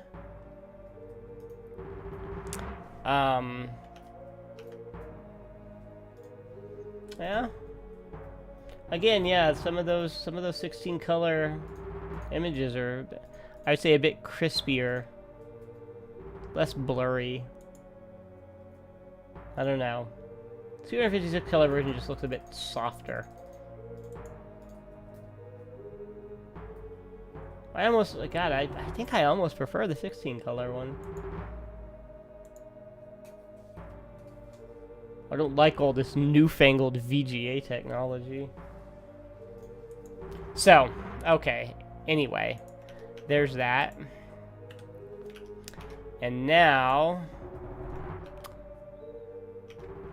how many points do I have? 198. Cool. Crispier, more crispy, crispier, crisper, crispier. Did I say? Wow, crispier. Yeah, it's much crispier. It's not as chewy. Well, you know what? You know what? You can make fun of me. You can make fun of me saying crispier, so crisper. These crispy graphics, all you want. I just got a perfect score in Space Quest 1. Boom, Mensa. All right. So you know, joke's on you. That's all I'm saying.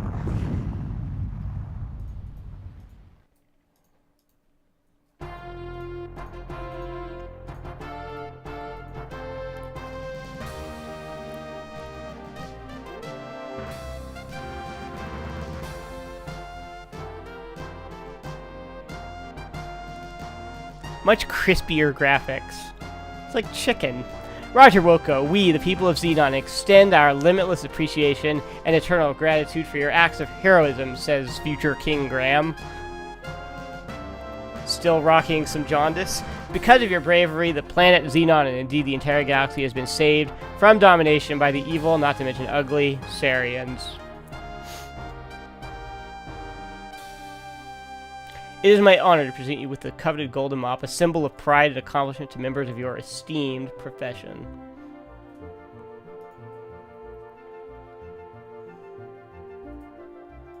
Henceforth, and for all time, you will be known as Hero of Xenon. Spoiler, in the sequel, he's sort of just a janitor again. Look at that, Billy Batson's in the audience too. And just in case we need Shazam to show up. Well, Ryder, you did it. You saved the galaxy, received your profession's most noble tribute, and got the girl. Wait a minute, there wasn't any girl, sorry. Well, you got the mop anyway. From now on, Xenon's your oyster. All you have to do now is miss the text. And now, as the sun sets on the peaceful blue planet Xenon and Roger Wilco's first adventure, yes, I'm afraid there are more, we hope you will remain a fan forever. I'm sure that's what the text said. And I don't know if you heard those Star Wars-esque audio cues, but there they were.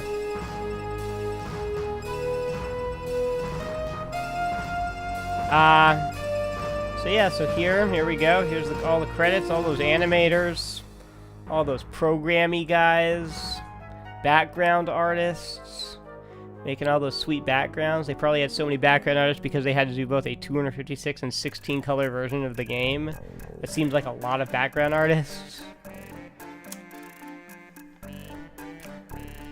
Lots of programmy guys writing the programs.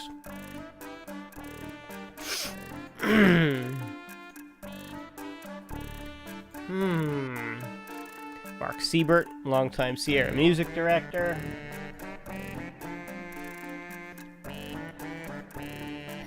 You like that I reloaded not to kill that guy since he may have a family, but I still blew him up. Blew up a ship, killing him. Yeah. Yeah, they might have been guys that were like, I work customer service, but can I try programming a game? And they were like, yeah, you can do that. That's fine. That's how we do things here at Sierra.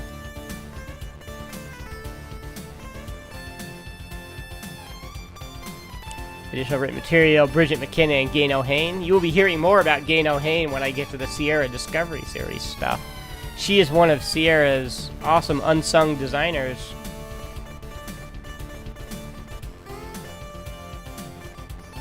So yeah, that's, I mean, that's pretty much it, I think. Unless there's like a cool, you know, stinger. Nope. Thank you for playing Space Quest 1. It's usually been most entertaining. And that's Space Quest. Let's see. Boom. Back here. All right. Have I missed anything? What we saw the Conquest of Longbow cameo. We saw some of the silly parody stuff in Droids BS. Sequel Police showed up. We did the tongue icon to see the Latex Babes from Estros cameo. Yeah.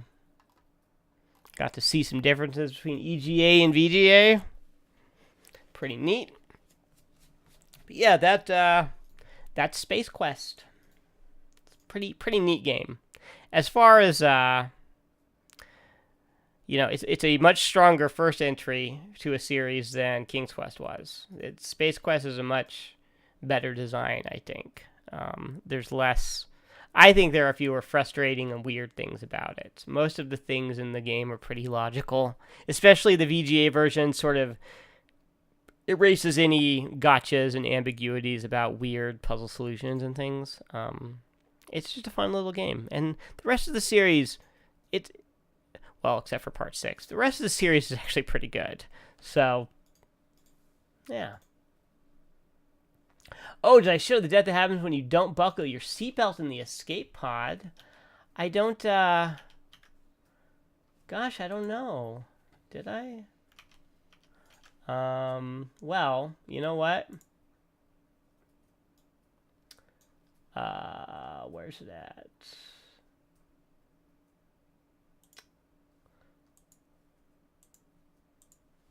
I can show you.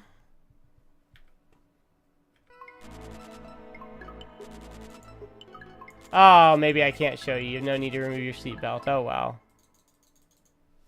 Oh, darn.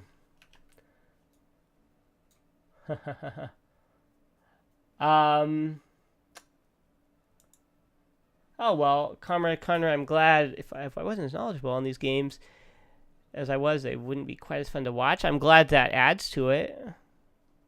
You know, I mean, adventure games aren't exactly the most exciting genre, right? Yeah, I'm glad I can make this at least somewhat entertaining. Now, next week is one that I think a lot of people are going to like, because I know a lot of people have been looking forward to Leisure Suit Larry in the Land of the Lounge Lizards. So that is going to be my next one. We get to Leisure Suit Larry finally next week. So that'll be a lot of fun. Both the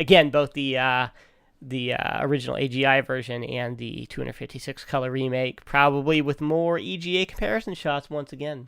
So yeah, that I'm looking forward to that quite a lot. All right, well, that's been Space Quest 1. I hope you've enjoyed it. Thanks for joining me here in Sierra Saturdays. I should point, I'm really bad at pointing this stuff out, but whether you're watching this here on Twitch or YouTube, I appreciate all the support. You can obviously subscribe to whatever channel you're watching it on, and there are links down below to my Stream Elements / PayPal tip jar and Patreon. If you like what I do here, feel free to kick me a few bucks, because, I like money. I don't know. I do appreciate all your support. So, yeah, that's it. Police Quest, Leisure Suit Larry's next week, and then Police Quest is the week after. So we've got a string of new stuff here. And then after Police Quest will be Space Quest 2 and Gold Rush, and then I think I'm going to do a Manhunter twofer, both the Manhunter games for one episode, and that will get us to the end of the AGI era. So, but that's it. That's Space Quest. Quest for Glory we have not gotten to. No, that's not until later. We're doing these chronologically, so we'll get to Quest for Glory. But that is it for this one.